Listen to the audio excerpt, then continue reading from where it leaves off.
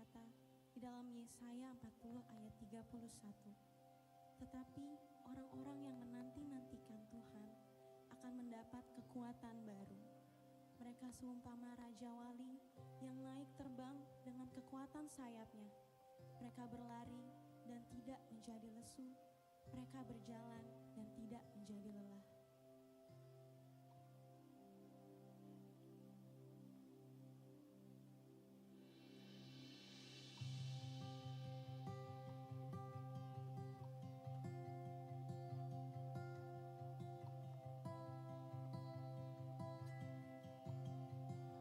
Nantikanlah Tuhan, kuatkan hatimu, percayalah padanya, teguhkanlah hatimu. Nantikanlah Tuhan, akuilah Dia dalam senap jalanmu, rasakan kasih-Nya.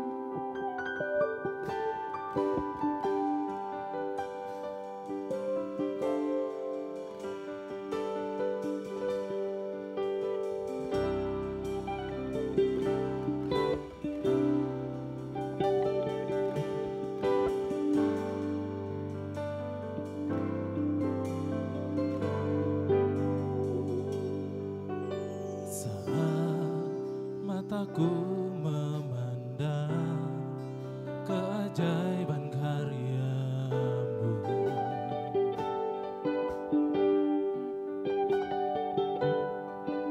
Sungguh siapakah aku ini yang Engkau hargai dan cintai.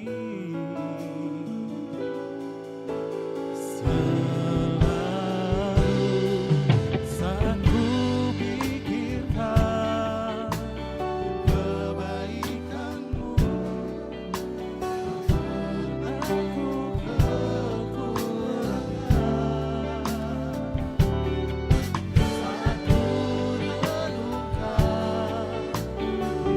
Saat ku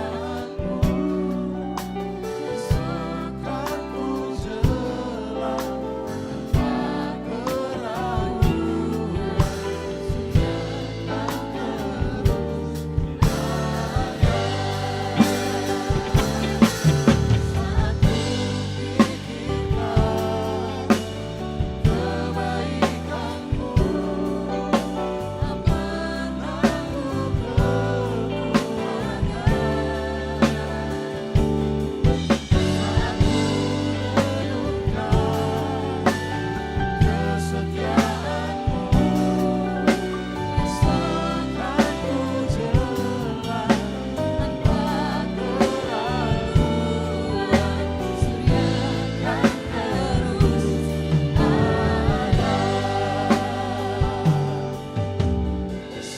akan ku jela tanpa keraguan.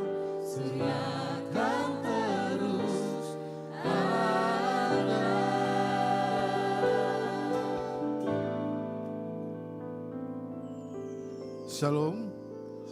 Selamat pagi, salam sukacita buat Bapak Ibu semua jemaat Tuhan yang hadir pada pagi hari ini.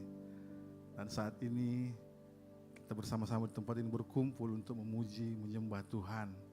Dan biar roh Tuhan turun atas kita melawat kita semua, amin. Puji Tuhan, sebelum kita masuk dalam ibadah kita akan sama-sama membaca iman GBI. Oleh sebab itu saya undang kita semua bangkit berdiri. Kita akan bersama-sama membaca pengakuan iman GBI dalam 3, 2, 1. Aku percaya bahwa Alkitab adalah firman Allah, Allah yang Esa itu Tritunggal adanya. Yesus yang lahir, mati, bangkit, naik ke surga adalah Juru Selamat, pengantara kita dan Raja segala Raja. Manusia berdosa harus bertobat dan beriman agar diampuni, dibenarkan dan dilahirkan baru, lalu dibaptis secara selam dan hidup suci. Bahasa roh adalah tanda awal baptisan Roh Kudus. Gereja melakukan perjamuan kudus dan meyakini kesembuhan ilahi. Tuhan Yesus akan datang kembali. Ada kebangkitan tubuh, kerajaan 1000 tahun, hukuman kekal, dan hidup yang kekal. Puji Tuhan, silakan duduk, Bapak Ibu duduk kembali. Terima kasih Tuhan, Engkau melihat setiap kami yang hadir pada pagi hari ini. Datang merendahkan diri di hadapan-Mu, mencari wajah-Mu ya Bapa. Dan biarlah Tuhan kuduskan seluruh hidup kami saat ini Tuhan. Agar kami layak berkenan di hadapan Tuhan, bersekutu, memuji, menyembah nama-Mu Tuhan. Biar setiap pujian yang kami naikkan, bagaikan dupa yang naik berbau harum di hadapan Tuhan, menyenangkan hati Tuhan. Dan Tuhan berkati Tuhan jalannya ibadah kami pada pagi hari ini. Urapi setiap pelayan-pelayan-Mu Tuhan, urapi setiap jemaat-Mu Tuhan, agar roh-Mu mengalir, menguasai, memenuhi kami semua, membawa mujizat, membawa sukacita damai sejahtera dalam hidup kami. Dalam nama Yesus kami yang siap untuk memuji Tuhan. Sama-sama kita katakan amin. Puji Tuhan.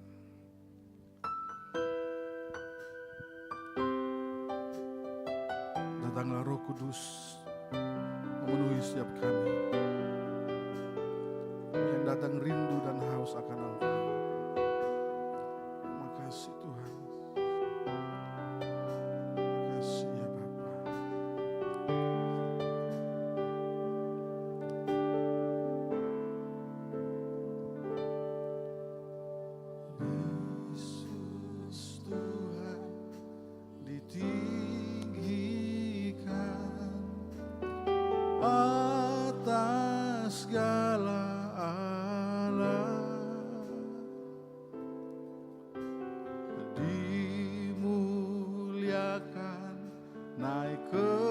surga, berikan Roh Kudus-Nya. Mari jemaat Tuhan sekali katakan, Yesus Tuhan ditinggikan atas segala alam, dimuliakan naik ke surga, berikan Roh Kudus-Nya. Datanglah sekarang, penuhi kami dengan kuasa-Mu.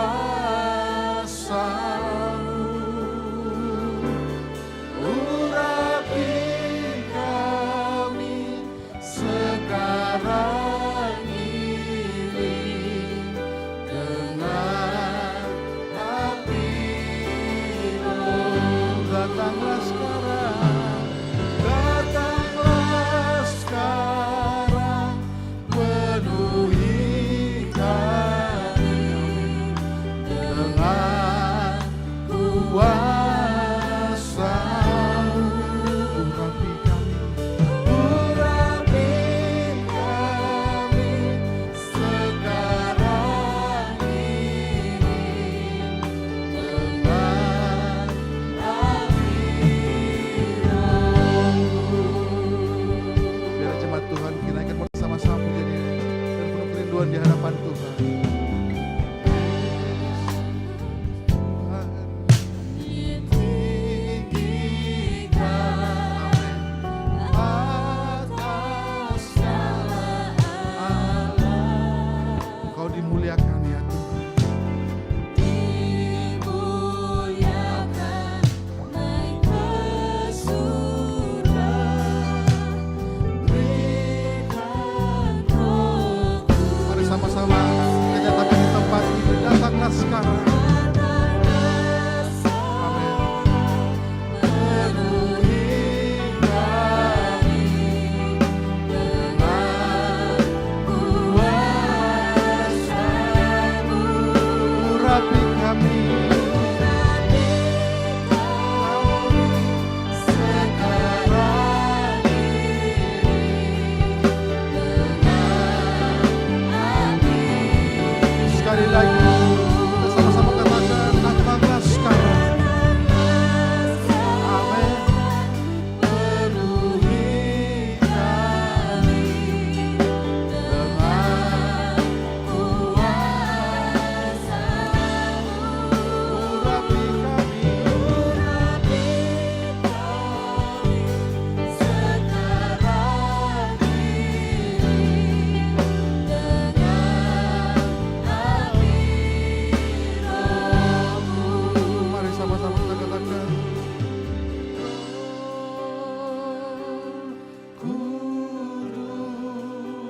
Kudus, ini hamba-Mu. Mari minta pada Tuhan, Roh Kudus, ruhi. Sekali lagi, akan Roh Kudus, haleluya. Roh Kudus, kami ini hamba-Mu. Ini hamba-Mu, ya Roh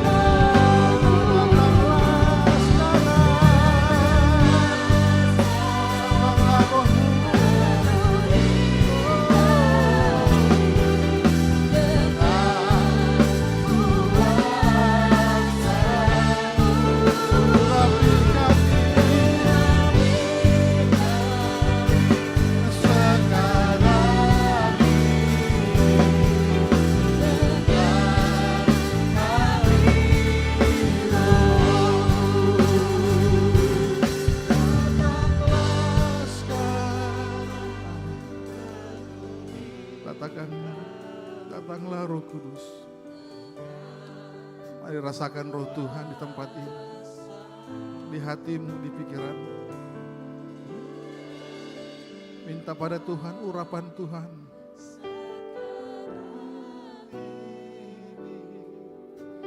dengan api Katakan bersama-sama, Roh Kudus, Roh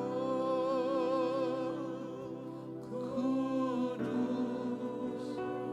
penuhi kami. Kami ini hamba-hambamu Tuhan. Ya Roh Kudus,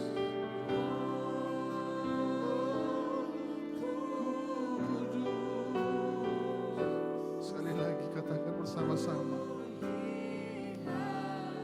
ya Roh Kudus, hamba-Mu.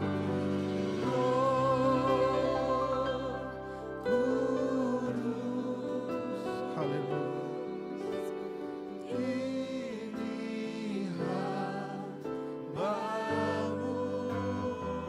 Ya Roh Kudus,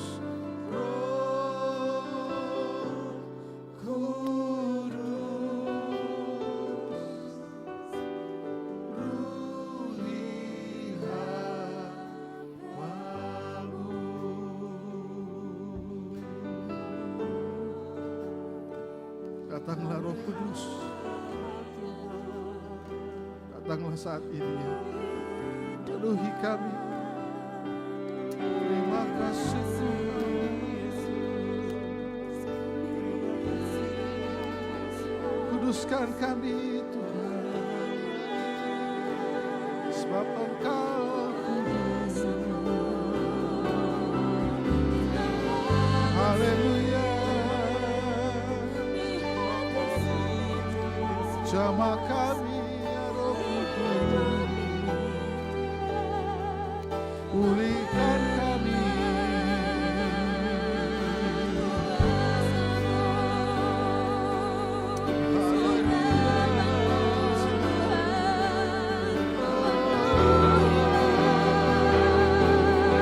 Ya Roh Kudus, jamah setiap kami,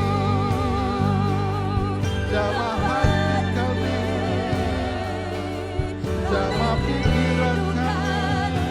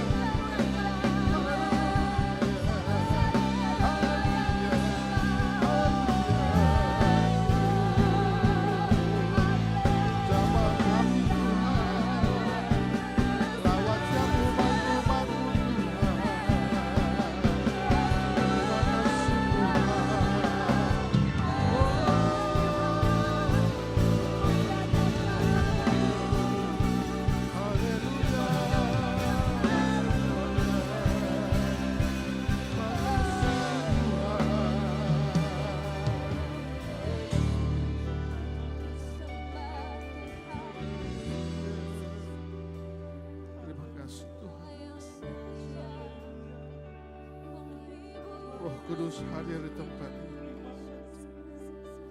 mengalir di setiap hati kami. Percaya perkara ajaib pasti terjadi dalam hidup kami. Ketika kami datang di hadapan Tuhan merendahkan diri, mengakui setiap pelanggaran kami, dan meninggikan nama-Mu, kuasa mujizat pasti nyata. Karena Roh Allah bekerja di tempat ini. Makasih Tuhan Yesus. Terima kasih Tuhan Yesus. Terima kasih Tuhan. Haleluya. Ya Roh Kudus, hadirlah di tempat ini.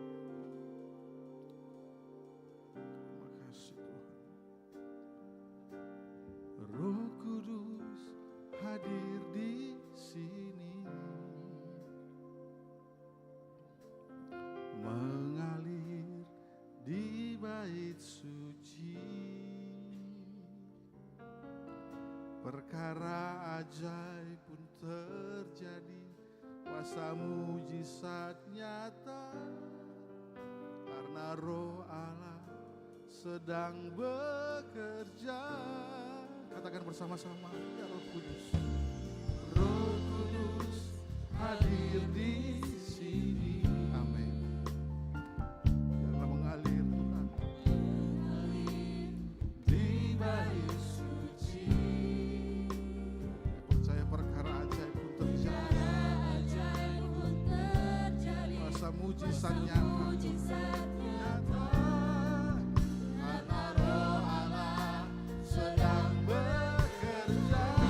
Mari dengan iman kita katakan, tiada yang mustahil dan tiada yang sukar bila Roh Allah turut bekerja. Amin. Tiada yang mustahil bagi orang percaya bila Roh Allah turut bekerja di antara kita. Saya undang kita semua jemaat Tuhan bangkit berdiri bersama-sama. Mari kita nyatakan di hadapan Tuhan saat ini, katakan bersama. Roh Kudus hadir di sini. Kami minta kepada Bapa, Roh-Mu mengalir di bait suci. Amin. Karena ajaib terjadi, kuasa mujizat nyata. Sedang bekerja.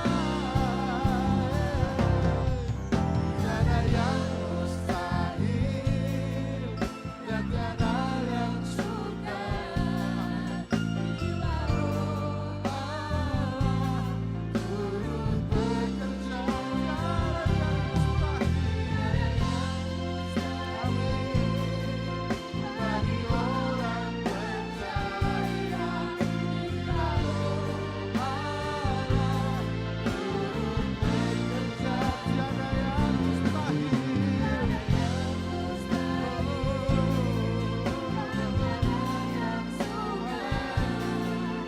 bila Roh Allah turut bekerja. Tiada yang mustahil bagi orang percaya bila Roh Allah turut bekerja. Bila Roh Allah turut bekerja. Sekali lagi katakan, bila Roh Allah turut bekerja di antara kita. Yang boleh bagi Tuhan kita. Haleluya. Terima kasih Tuhan. Kami percaya tiada yang mustahil bagi Tuhan terjadi di tempat ini bila Roh-Mu bekerja di antara kami ya Bapa. Oleh sebab itu Tuhan, kami mau lebih lagi tuh memuji Engkau ya Bapa. Dan biarlah kami Tuhan berikan sukacita damai sejahtera, semangat untuk memuji Tuhan. Di dalam nama Yesus, kami yang rindu memuji Tuhan, sama-sama kita katakan amin. Sekali lagi berikan kemuliaan bagi Tuhan kita. Haleluya.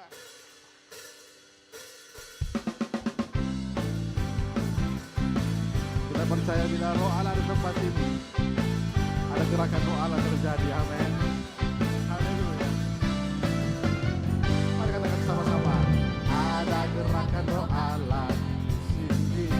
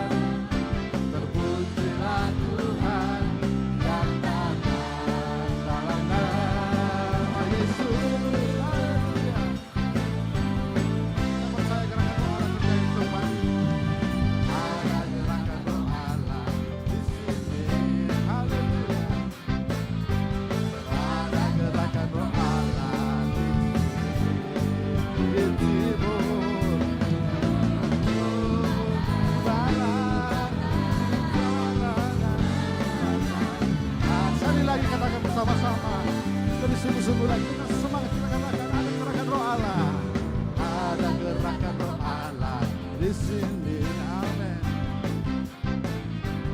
Ada gerakan roh Allah di sini. Katakan bersama, di timur, di barat, utara, dan selatan. Ada gerakan roh Allah di sini.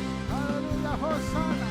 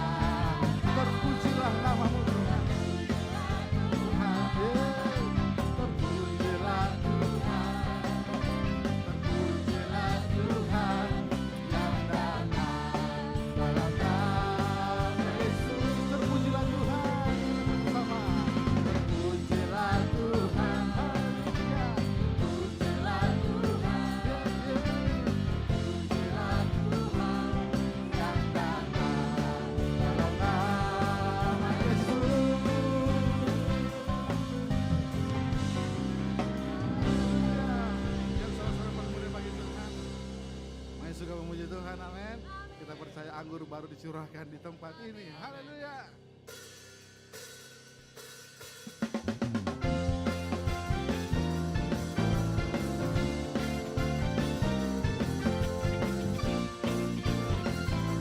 Curahkanlah anggur baru di tempat ini. Mari katakan bersama. Tercurah di tempat ini urapannya yang ajaib.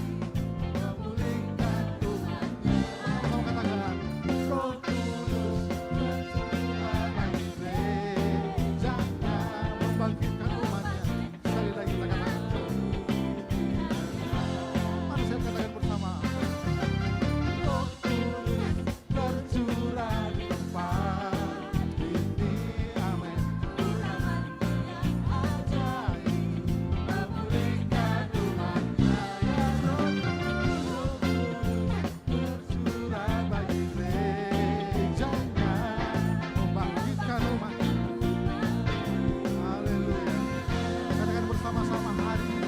harinya Tuhan.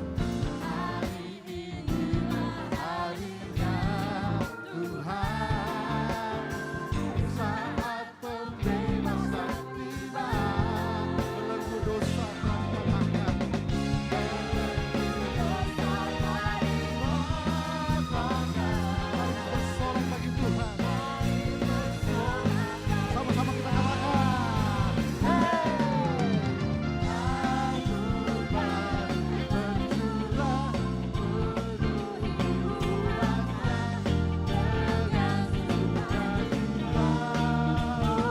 Minyak baru.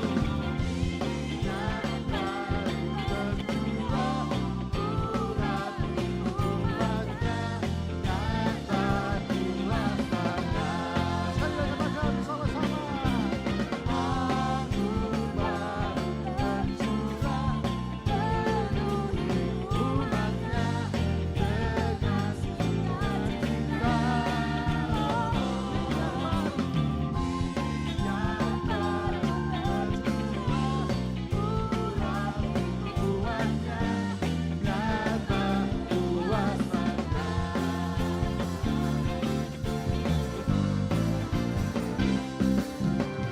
Roh Kudus tercurah di tempat ini. Urapannya.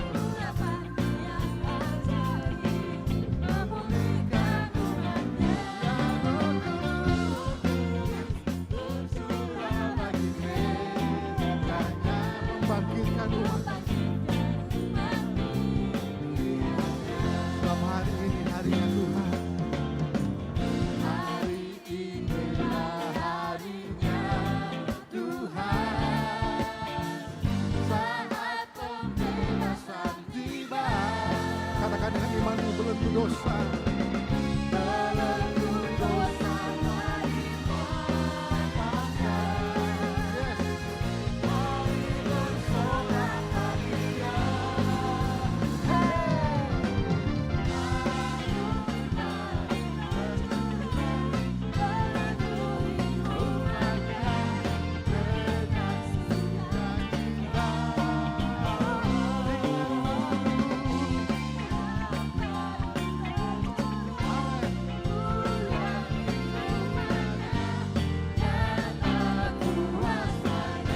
Dengan iman kita bersama-sama katakan. Anggur baru tercurah, penuhi umatnya dengan sukacita.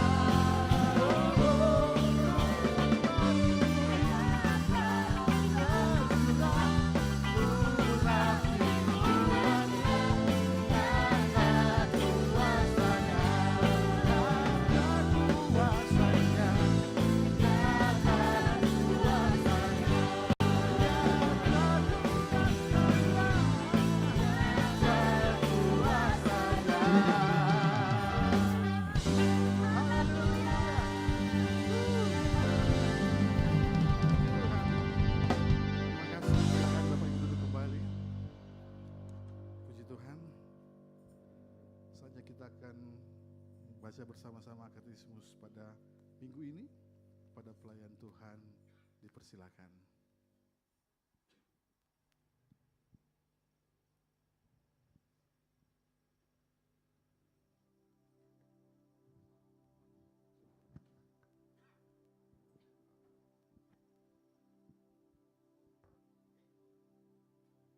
Shalom.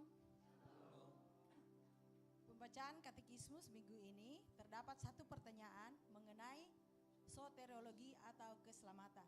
Pertanyaannya akan saya bacakan dan jawabannya kita akan baca bersama-sama. Pertanyaannya, apakah salah satu tanda pertobatan yang dapat dilihat? Mari kita baca bersama-sama jawabannya. 3, 2, 1. Memberi diri untuk dibaptis air. Mari kita baca bersama. Ayatnya dalam Matius 3 ayat 11. 2, 3. Aku membaptis kamu dengan air sebagai tanda pertobatan. Tetapi ia yang datang kemudian daripadaku lebih berkuasa daripadaku, dan aku tidak layak melepaskan kasutnya. Ia akan membaptiskan kamu dengan Roh Kudus dan dengan api. Demikian pembacaan katekismus minggu ini. Tuhan Yesus memberkati. Puji Tuhan, demikian pembacaan katekismus kita pada minggu ini. Dan saatnya kita akan mendengarkan pemberitaan firman Tuhan bagi jemaat Tuhan yang membawa anak kecil bisa mengarahkan anaknya ke bawah ke lantai 1. Di sana akan dibimbing oleh guru-guru sekolah minggu. Puji Tuhan.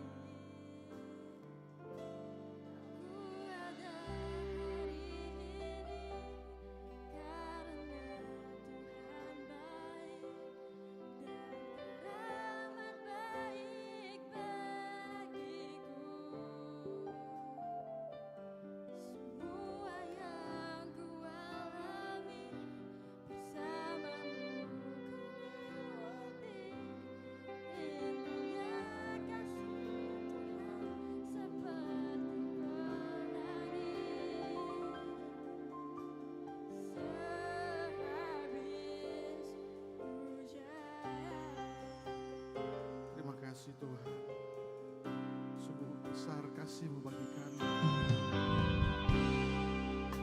Sungguh ku bersyukur, amin. Kau menyertai hidup kami. Hidup selamanya Bapa. Ku berterima kasih untuk kasih setia-Mu. Kasih setia-Mu pernah berakhir. Mari sama-sama katakan, ku ada hari ini karena Tuhan baik. Amin. Dan selamat baik bagiku. Yes. Indahnya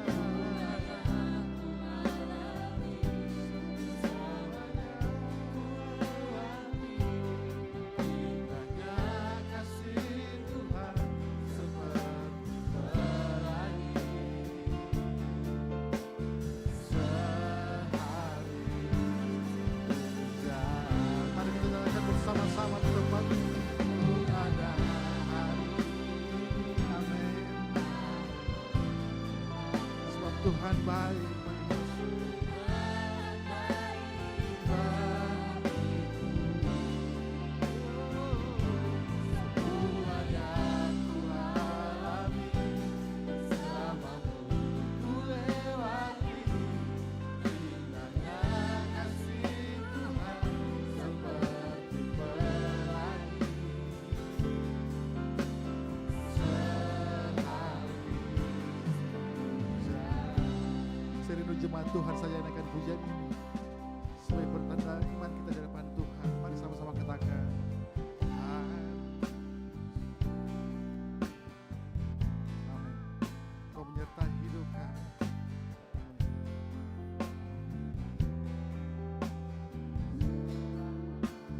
Katakan dia Bapa.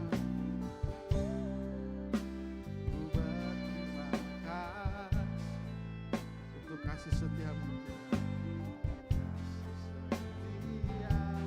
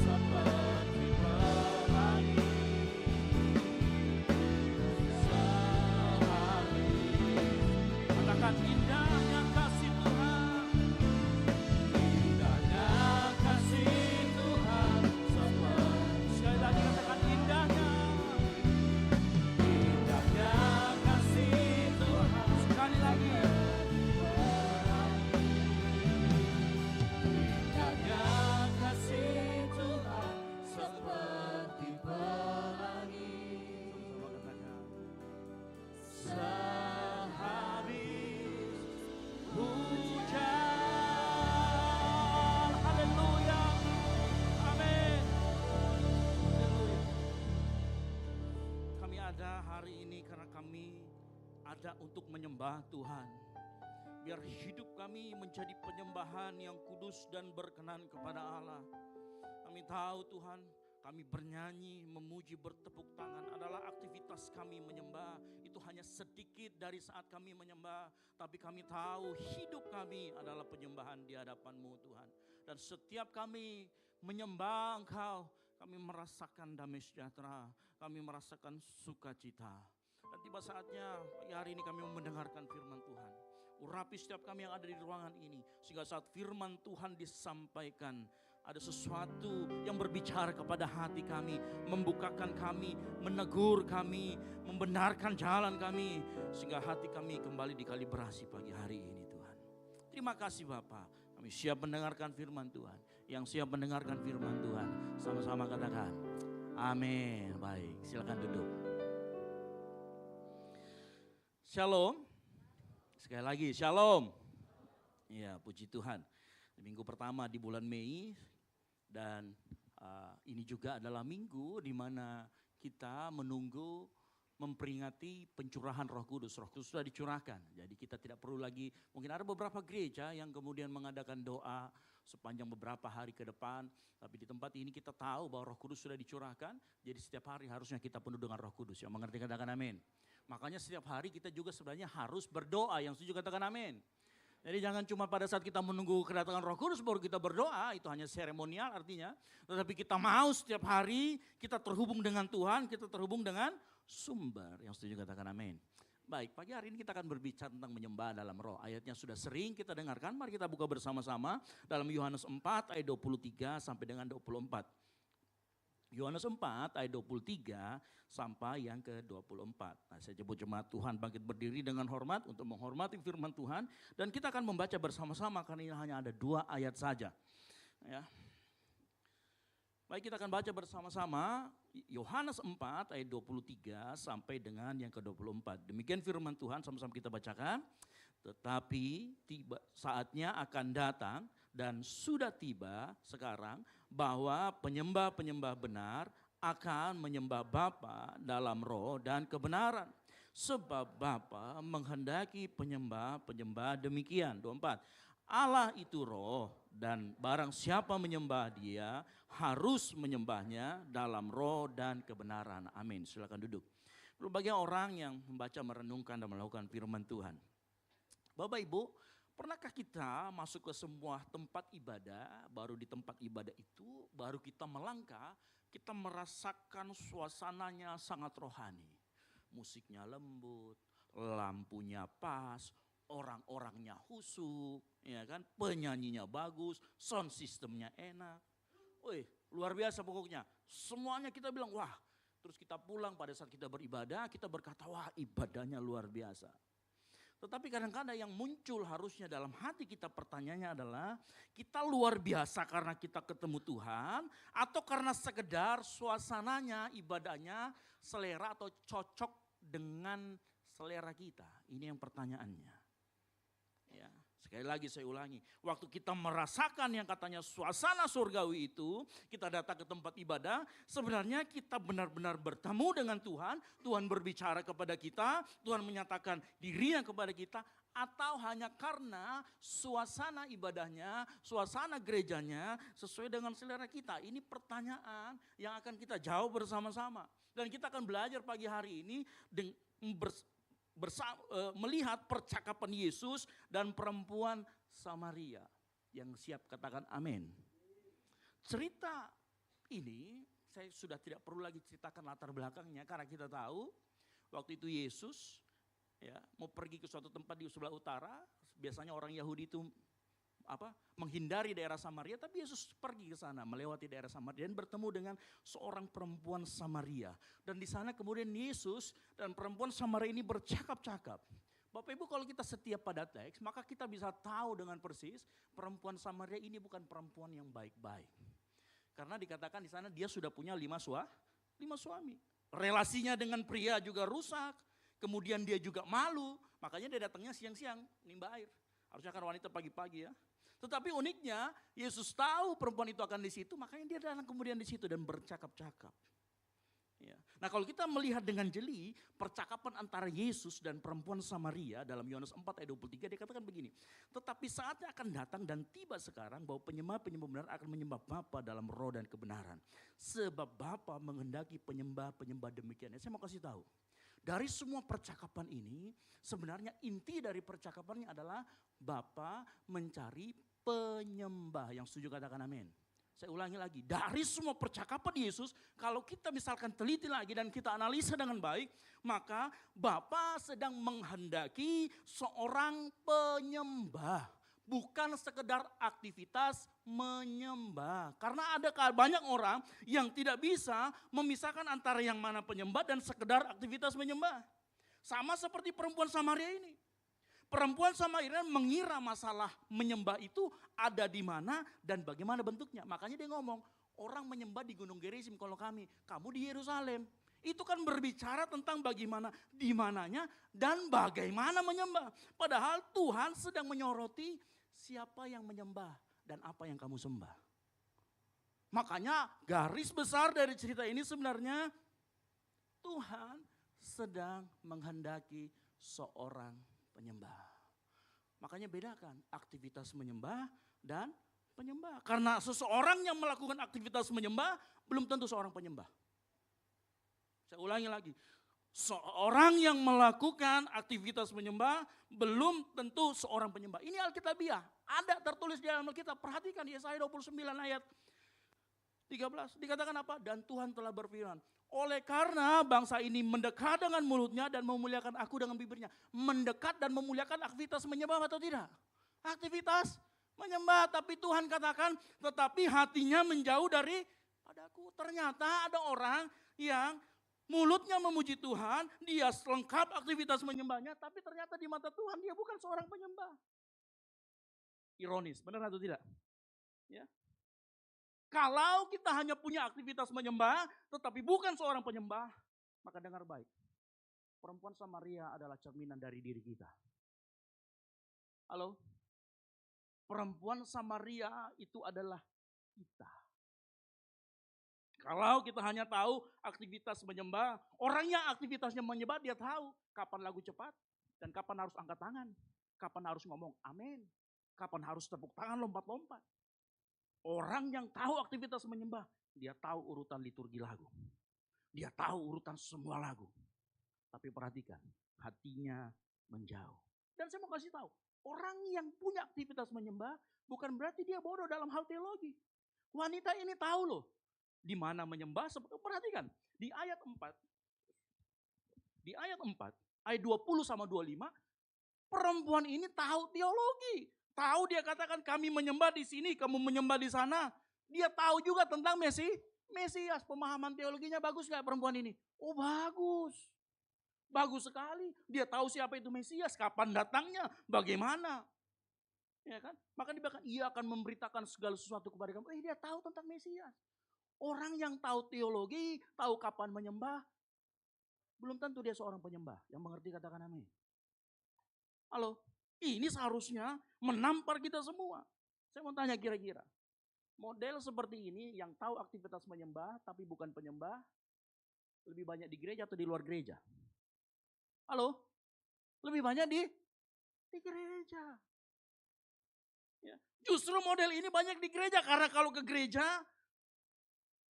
memuliakan Tuhan. Di gereja kan kita begitu kan?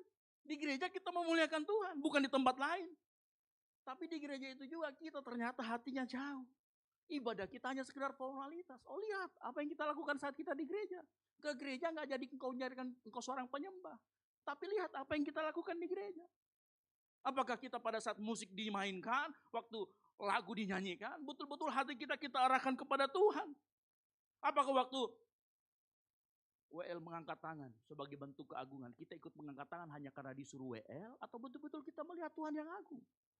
Karena ada banyak orang, sekali lagi saya kasih tahu, dia melakukan aktivitas menyembah, tapi bukan betul-betul penyembah. Halo? Dan tahu kenapa orang seperti itu? Jawabannya, Yesus ngomong sama wanita ini, ngomong apa? Kalau kita setia pada teks, permasalahannya satu, kamu tidak kenal siapa yang kamu sembah. Betul atau tidak? Kita tidak tahu siapa yang kita sembah, makanya di gereja kita hanya melakukan aktivitas menyembah, tapi tidak benar-benar menjadi penyembah. Dan uniknya, orang-orang yang suka seperti ini, dia suka membanggakan identitas kelompok rohaninya. Iya, perempuan Samaria ini waktu ngomong sama Yesus, perhatikan Yohanes 4:20 dia katakan, nenek moyang kami. Dia bawa kelompok identitas rohaninya. Makanya kalau zaman sekarang itu bisa berubah bentuknya. Gereja kami paling alkitabiah. Gereja kami paling penuh dengan roh. Komunitas kami yang paling benar. Sama wanita ini juga ngomong. Nenek moyang kami, oh dia merasa paling benar. Tradisi ibadah kami yang paling benar. Ya. Dan hari-hari ini tuh banyak terjadi. Banyak orang yang menyamakan penyembahan dengan suasana ibadah. Gereja itu benar kalau lagu pakainya lagu-lagu himne. Lagu-lagu yang slow, lampunya terang, lagunya pelan, suasana husuk. Wah, ini menghormati Tuhan. Sebaliknya katanya, kalau gerejanya remang-remang, tepuk tangan, lompat-lompat, itu gereja yang tidak tertib, tidak menghormati Tuhan. Banyak kita pusing dengan hal seperti itu. Kemudian makanya apa? Makanya akhirnya kita terjebak pada mengukur kedewasaan rohani dengan ekspresi menyembah. Kalau orang mengangkat tangan yang menangis, wih dewasa rohaninya ini. Ya kan? Orang maunya husuk, orang menangis dianggap rohani. Orang yang mengangkat tangan dianggap lebih bebas. Orang yang diam dianggap kurang menyala. Menyala abangku, enggak ya. Halo? Akhirnya apa? Kita terjebak pada parameter-parameter, ukuran-ukuran yang sebenarnya tidak menjadi yang utama. Akibatnya yang menjadi parameter utama, kadang-kadang kita juga ke gereja itu nyari sensasi rohani loh. Kita kadang-kadang ke gereja, suka gereja yang kalau ada kesembuhannya. Halo? Masalahnya, saya mau kasih tahu. Ada banyak orang yang mencari pengalaman rohani tapi tidak pernah ketemu dengan Tuhan. Ibadahnya nggak salah. Ibadahnya ada Tuhan. Tetapi kalau pengalaman yang dijadikan utama, maka penyembahan bergeser dari kepada Allah menjadi sensasi tentang Allah. Ini semua mirip dengan pola pikirnya perempuan Samaria ini. Karena dia berkata bahwa di mana dan bagaimana itu lebih penting. Hanya versinya kan kalau kita lebih modern. Makanya Yesus kemudian tegur dia, hey, konsepmu tentang menyembah perlu diperbaiki. Konsepmu tentang penyembahan perlu diperbaiki. Makanya hati-hati. Saya bilang gini, kalau di gereja kita, di gerejamu ada mujizat kesembuhan, pengajarannya bagus, pujian penyembahannya top marko top, komunitasnya sehat, pendetanya tampan kayak saya, oh itu boleh, silakan gak ada masalah. Halo? Ya, masalahnya adalah kalau kita merasa paling benar dibanding dengan yang lain.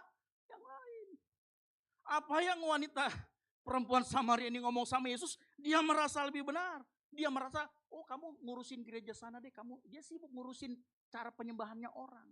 Hari-hari ini banyak orang sibuk ngurusin cara penyembahannya orang.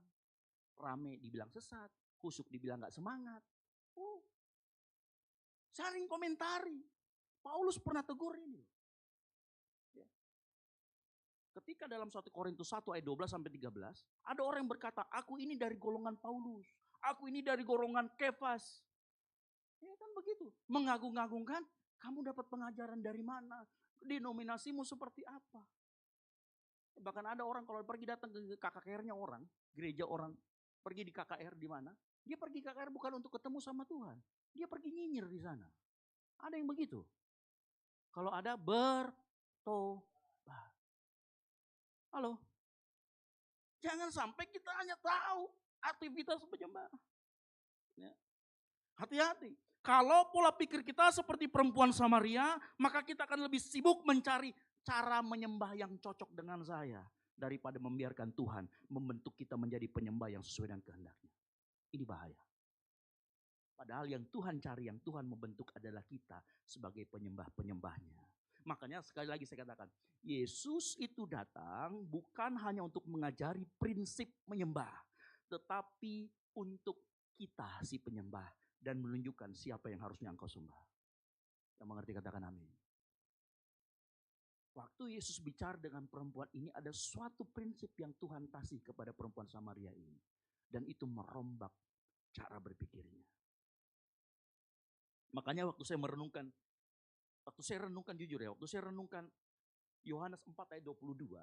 Kamu menyembah apa yang tidak kamu kenal, kami menyembah apa yang kami kenal. Ternyata inilah faktor utama seringkali kenapa kita sibuk berantem masalah cara ibadah, kita sibuk berantem masalah teknis ibadah, kita berantem soal masalah khotbah, kita merasa paling benar, tapi kita lupa, kita tidak pernah kenal siapa yang kita sembah. Ini masalah utamanya. Ya. Bapak Ibu mungkin pernah ada yang scroll TikTok ketemu dengan yang ini? Ya, saya komen. Tapi bukan. Jadi gini, dia membicarakan mengenai lagu himne yang tidak boleh diaransemen. Ya, padahal permasalahan itu hanya sebagian kecil dari aktivitas menyembah. Tapi kita ribut di medsos tentang itu, betul atau tidak? Banyak yang komen, termasuk saya. Saya cuma tanyakan aja apakah yang kamu katakan ini sesuai dengan kebenaran dari penulis lagunya. Kalau betul penulis lagunya bilang jangan dirubah-rubah, ya jangan dirubah-rubah. Begitu. Kayak lagu Indonesia Raya, lagu kebangsaan Indonesia itu nggak boleh dirubah. Ya. Karena kenapa? Karena memang harus seperti itu lagu kebangsaan. Nah tetapi kadang-kadang kita juga sibuk ya, dengan hal-hal yang sepele. Padahal prinsipnya kita selalu lupakan. Makanya sekali lagi saya mau ingatkan, Bapak Ibu dengar baik. Miliki kerinduan untuk kenal Tuhan lebih dalam, yang setuju katakan amin. Ini yang intinya. Itulah Yesus bilang kenapa kamu tidak menyembah Tuhan. Karena apa? Kamu gak menyembah apa yang kamu tidak mengenal apa yang kamu sembah. Makanya perhatikan pesan Tuhan pertama. Kenali siapa yang kamu sembah, yang setuju katakan amin. Terus miliki kerinduan. Terus miliki kerinduan untuk kenal Tuhan lebih dalam. Saya mau kasih tahu Tuhan kita tidak terbatas. Maka waktu untuk mengenal dia juga tidak terbatas. Sampai kita mati kita harus terus kenal dia. Berusaha kenal dia lebih dalam. Berusaha. Nah minggu lalu kita sudah belajar. Ya, yang ikut khotbah minggu lalu saya sudah kasih tahu. Apa sumber utama kita mengenal Tuhan? Kitab suci, Alkitab yang kita baca itu yang utama. Pengalaman itu pelengkap. Yang mengerti katakan amin. Makanya saya kasih tahu kemarin waktu murid-murid orang murid Yesus yang keluar dari Emmaus ketemu sama Yesus, Yesus menjabarkan mereka kitab suci. Yesus tidak menunjukkan dirinya saya Yesus, tapi dia kasih tahu di kitab suci itu begini. Makanya sumber utama kita mengenal Tuhan adalah Alkitab. Yang setuju katakan amin. Sekali lagi saya ingatkan, bukan sekali lagi. Setiap minggu kalau perlu saya ingatkan. Sering-sering baca Alkitab. Renungkan apa yang kita baca. Cari tahu apa yang kita baca. Kalau Bapak Ibu dengar baik, kalau malas cari tahu, tanya ChatGPT tidak apa-apa. ChatGPT itu rangkuman dari semua orang yang tulis mengenai Alkitab. Cari tahu, oh ayat ini seperti apa. Bapak Ibu kalau mungkin, malas katanya sama ChatGPT Pak, kenapa? Karena tidak interaktif dia tidak ngomong sama kita, saya lebih suka ingin kedengaran. Dia tanya sama pendetamu tidak apa-apa. Ya. Biar tengah malam, kalau saya masih bangun, saya balas. Ada tengah-tengah malam tanya, Kak, kenapa ya waktu percakapan perempuan Samaria ini sama Yesus, kan cuma berdua aja. Terus dari mana paling murid-muridnya tahu? Betul atau tidak? Kan percakapan Maria sama Tuhan Yesus, perempuan Samaria sama Tuhan Yesus kan cuma 2 orang. Tapi kok bisa ada murid-muridnya yang tahu? Berarti kan ada 3 orang harusnya di situ. Ayo. Dia bingung. Tanya aja, saya jawab. Jadi kalau kita begini, tidak ada alasan lagi sebenarnya kita untuk kemudian kita tidak rindu mengenal Tuhan. Yang mengerti katakan amin. Ya. Bapak Ibu dengar baik. Ya. Pengalaman penting, tapi pengalaman harus berdiri di atas firman Tuhan. Saat pengalaman berdiri di luar firman Tuhan, jangan koreksi Alkitabnya. Koreksi pengalamanmu. Yang mengerti katakan yes. Sekali lagi saya kasih tahu. Kalau pengalamanmu bertentangan dengan firman Tuhan, yang dikoreksi pengalaman kita. Bukan firman Tuhan, firman Tuhannya itu artinya kita tetap berdiri di atas kebenaran firman Tuhan. Nah saya nggak akan perpanjang masalah pengenalan, karena kita minggu lalu sudah belajar ada sumber utama, ada sumber sekunder atau sumber yang pelengkap. Pelengkap itu pengalaman kita. Roh Kudus, firman Tuhan yang diterangi Roh Kudus adalah sumber utama kita dalam kita mengenal Tuhan. Makanya begini Bapak Ibu, saya mau kasih tahu juga satu hal. Saat kita datang ke gereja, ayo kita mulai membiasakan yang namanya memiliki catatan kecil. Yang mengerti katakan amin.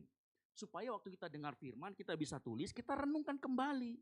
Nah kalau kita bisa renungkan kembali, maka pengalaman, pengenalan kita semakin Tuhan akan menjadi dalam. Jangan percaya sama ingatan. Apa minggu lalu di? Tapi kalau kita bisa catat, ya, saya mau belajar, kita belajar semua. Waktu Pak Nikodemus minggu lalu khotbah, saya ada di bawah, saya catat. Ya. Saya catat apa kira-kira yang Tuhan sampaikan. Yang hamba Tuhan sampaikan. Saya catat. Nah saya mau kita semua mulai belajar.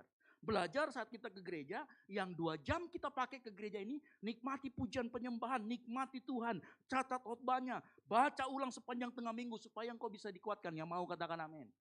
Catat. Ya. Jangan cuma sekedar formalitas datang ke tempat ini, rugi kita. Udah biaya Gojek 15.000, datang ke sini, pulang gak ingat apa-apa, amnesia.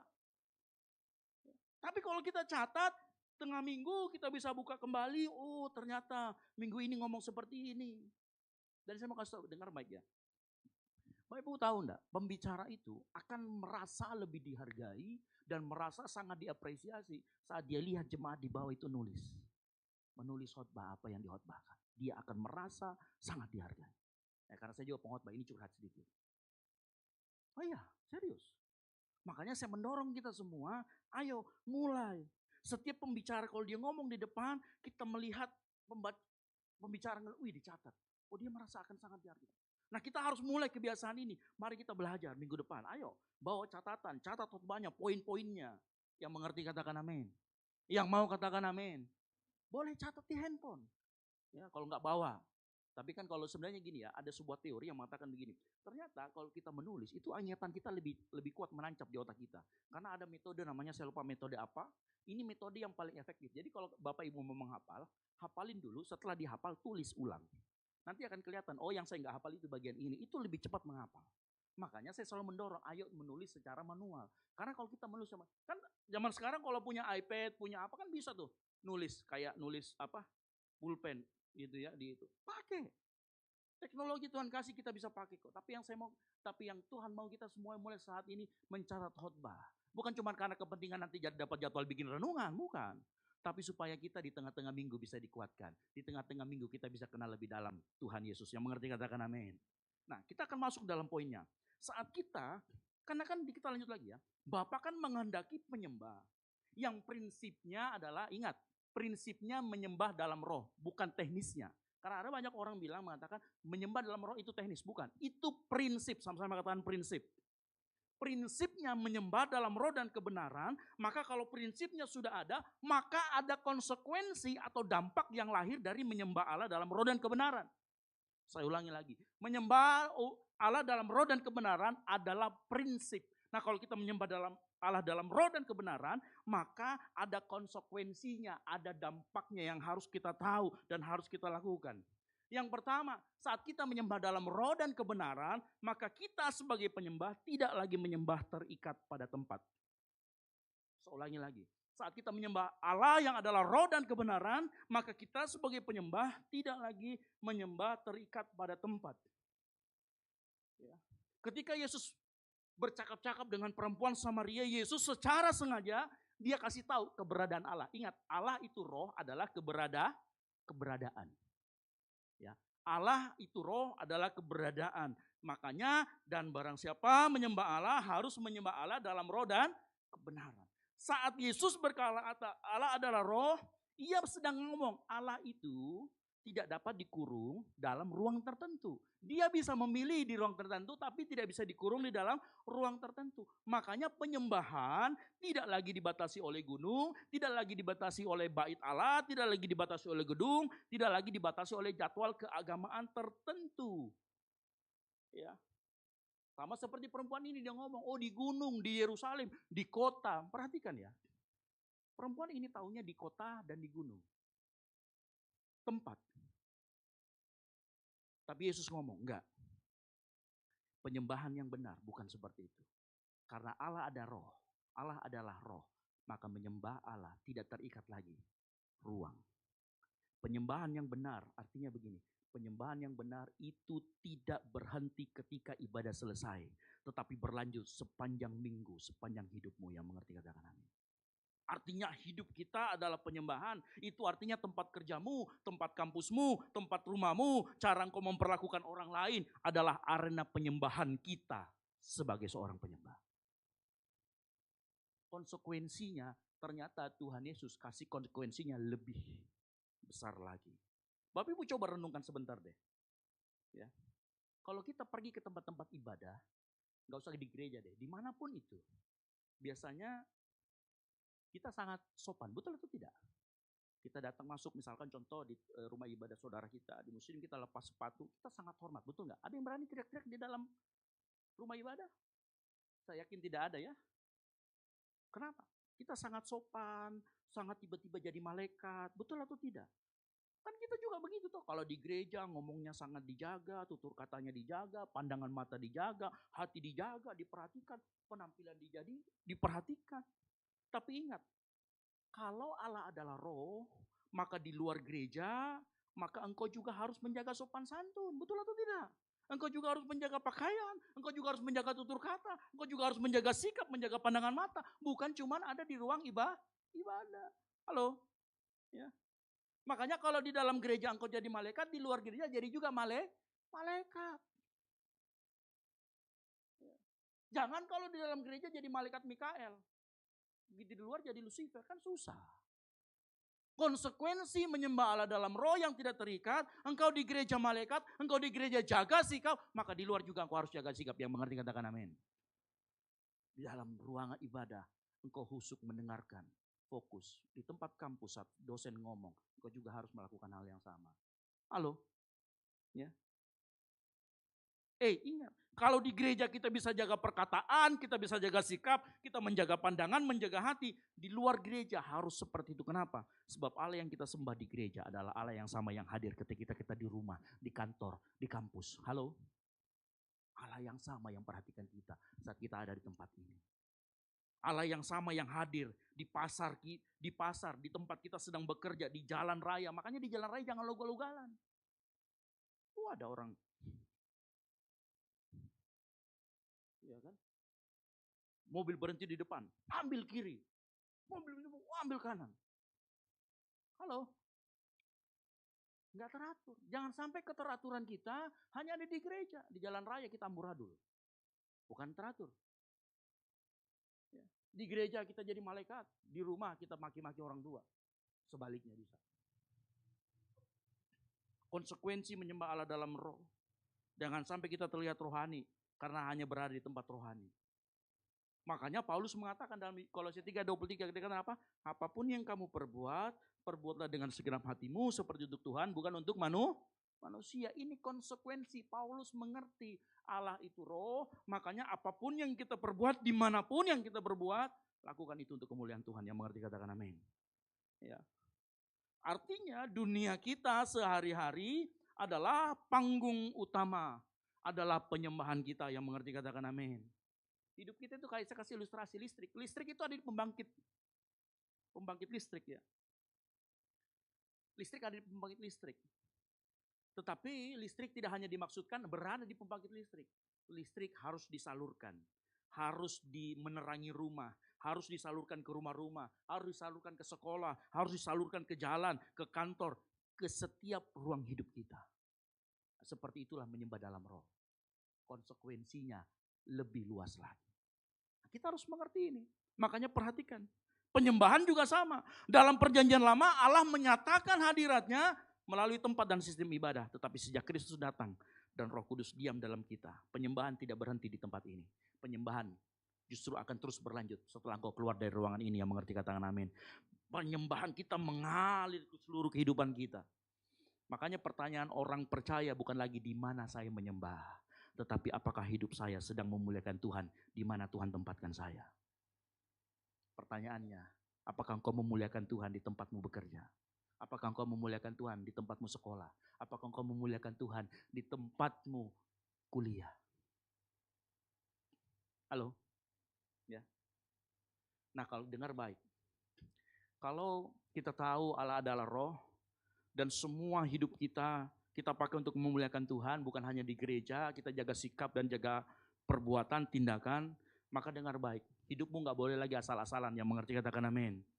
Ya, lakukan segala sesuatu dengan baik, lakukan segala sesuatu dengan detail, didorong sebagai bentuk penyembahan. Artinya apa? Kuliahmu jangan asal-asalan, kerjamu jangan asal-asalan, memasak buat ibu rumah tangga jangan asal-asalan kasih taruh bumbu, karena nanti keasinan, kasihan, darah tinggi nanti kita. Ya. Halo? Yang sekolah jangan asal-asalan, yang naik motor di jalan jangan asal-asalan. Ya. Dengar, apapun yang kita lakukan, kalau kita menyembah Allah yang adalah roh, semuanya adalah penyembahan. Dan dengar baik Bapak Ibu Saudara sekalian. Orang bisa membedakan kok mana yang kita lakukan dengan baik, mana yang kita lakukan dengan asal-asalan. Dan saya yakin dan percaya kalau kita melihat dimanapun Tuhan tempatkan kita sebagai tempat kita menyembah, maka kita nggak akan lakukan asal-asalan. Hidup kita sebagai orang percaya akan jadi garam dan terang. Kenapa? Karena kita melakukan untuk Tuhan. Karena itu adalah bentuk penyembahan kita. Yang mengerti katakan amin. Makanya Matius 5 ayat 16 berkata begini nih. Demikianlah hendaknya terangmu bercahaya. Supaya apa? Mereka memuliakan Bapamu yang di sorga. Ini.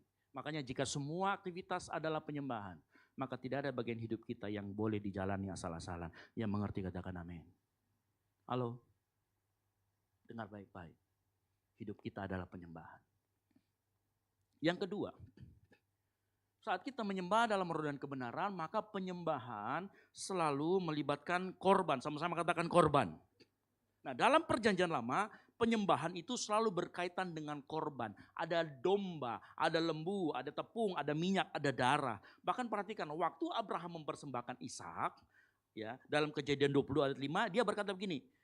Lalu ia berkata kepada dua hambanya, tinggallah kamu di sini dengan keledai ini, saya dan anak saya akan pergi ke sana untuk apa? Menyembah. Tetapi perhatikan apa yang dikatakan oleh Ishak, di manakah anak domba untuk korban? Jadi Ishak sudah tahu bahwa kalau menyembah harus ada korban. Nah, dalam hidup kita juga seperti itu. Setiap penyembahan kita selalu berkaitan korban. Nah, dengar baik.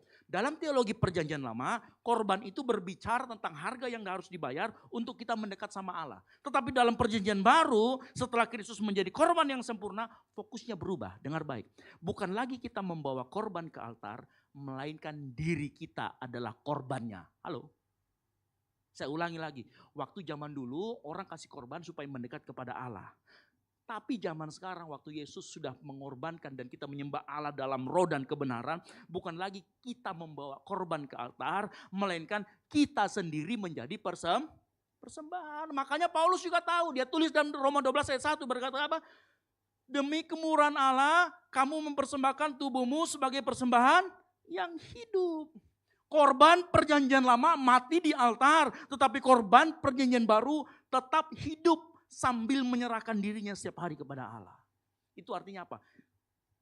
Narasi Alkitab bergerak dari memberi sesuatu kepada Tuhan menjadi memberikan diri kita kepada Tuhan. Yang mengerti katakan amin. Sehingga waktu kita memberikan diri kepada Tuhan artinya waktumu, tenagamu, talentamu, uangmu, kemampuanmu, pikiranmu, keputusan-keputusan kecil itu bagian dari penyembahan. Yang mengerti katakan amin.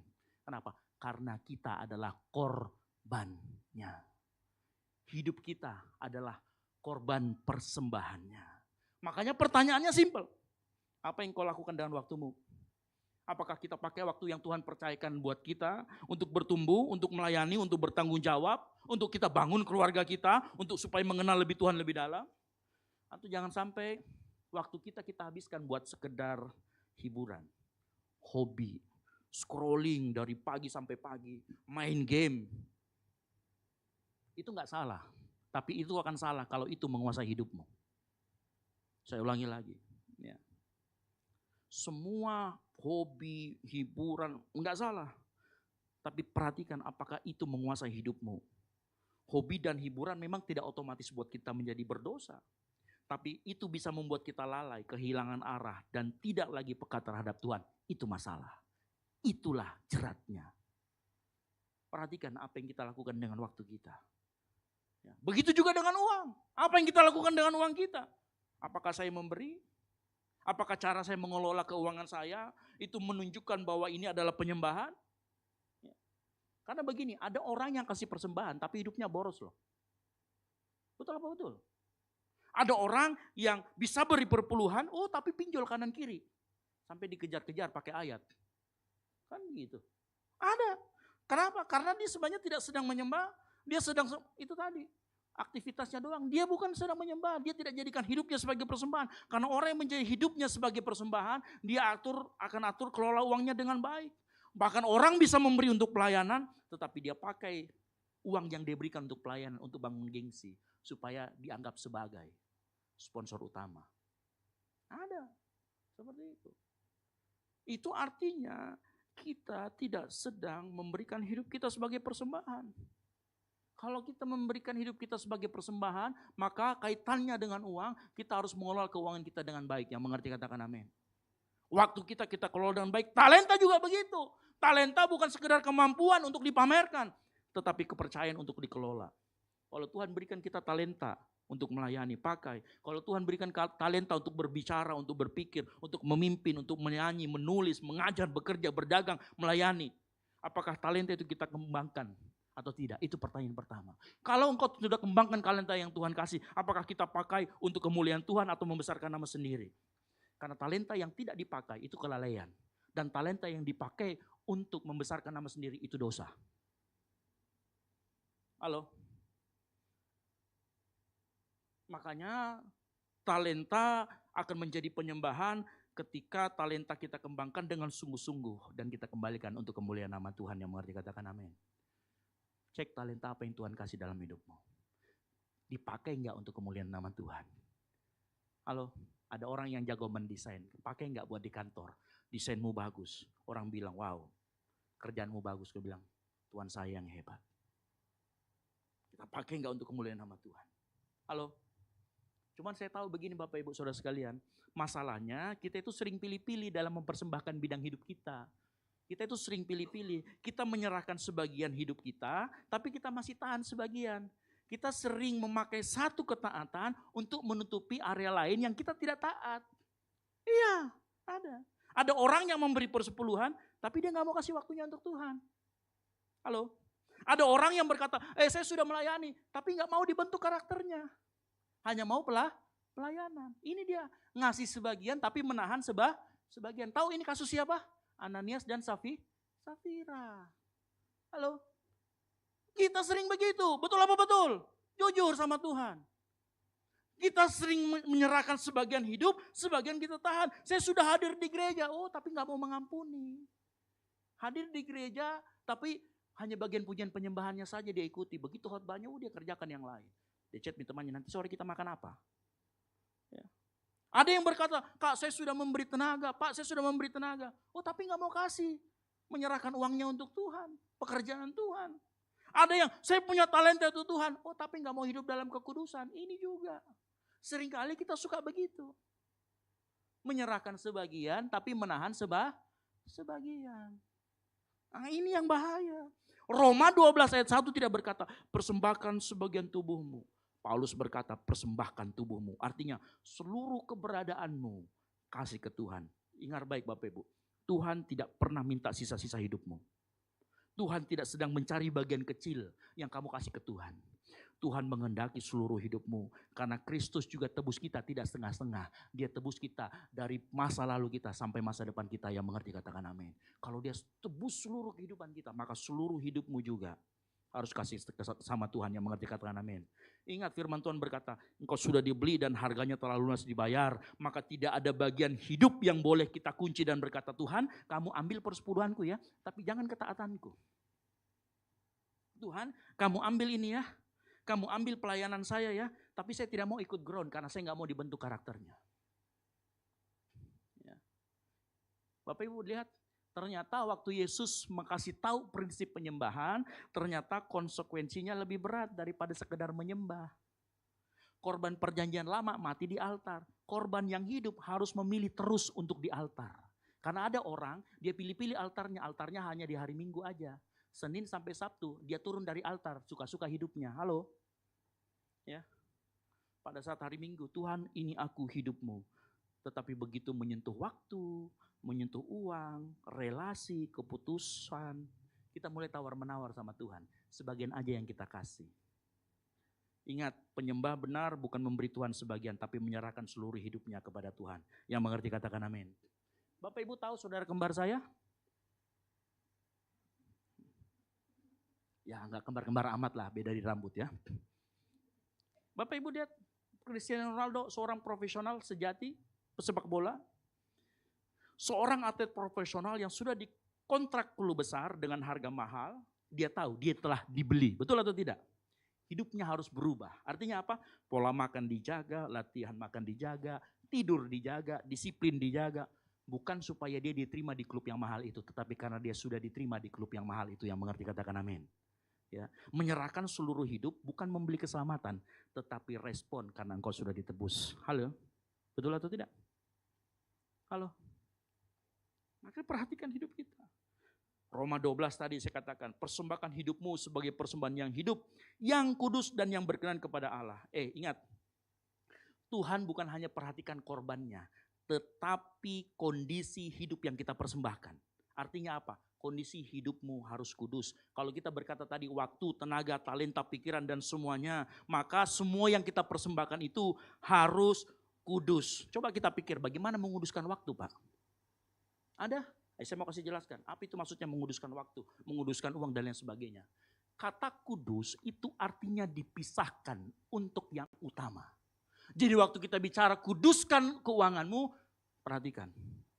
Apa yang kau pakai untuk uangmu harus kau utamakan untuk Tuhan. Harus kau utamakan untuk kemuliaan nama Tuhan. Yang mengerti katakan amin. Apa yang kau gunakan untuk waktumu harus engkau pakai. Pagi-pagi kita bangun. Apa yang kita baca, apa yang kita lihat, apa yang kita pikirkan. Tuhan mau yang utama. Tuhan mau yang utama itu bisa jadi yang pertama. Bisa jadi. Pada saat kita bangun pagi, enggak kita berdoa sama Tuhan. Tuhan, terima kasih untuk waktu tidur yang kau sudah berikan. Relasimu engkau perlu kuduskan sama Tuhan. Bangun relasi dengan Tuhan lebih intim lagi. Ya. Ini yang dikatakan dengan yang namanya persembahan yang kudus. Waktu kita, uang kita. Waktu kamu terima gaji, waktu kita terima gaji, transferan pertama kemana? Untuk pekerjaan Tuhan, untuk memuliakan nama Tuhan? Atau kita pakai untuk bayar Shopee Pay Later kita? Halo? Ya. Makanya kata kudus jangan hanya dipersempit dengan kata tidak berdosa, bukan.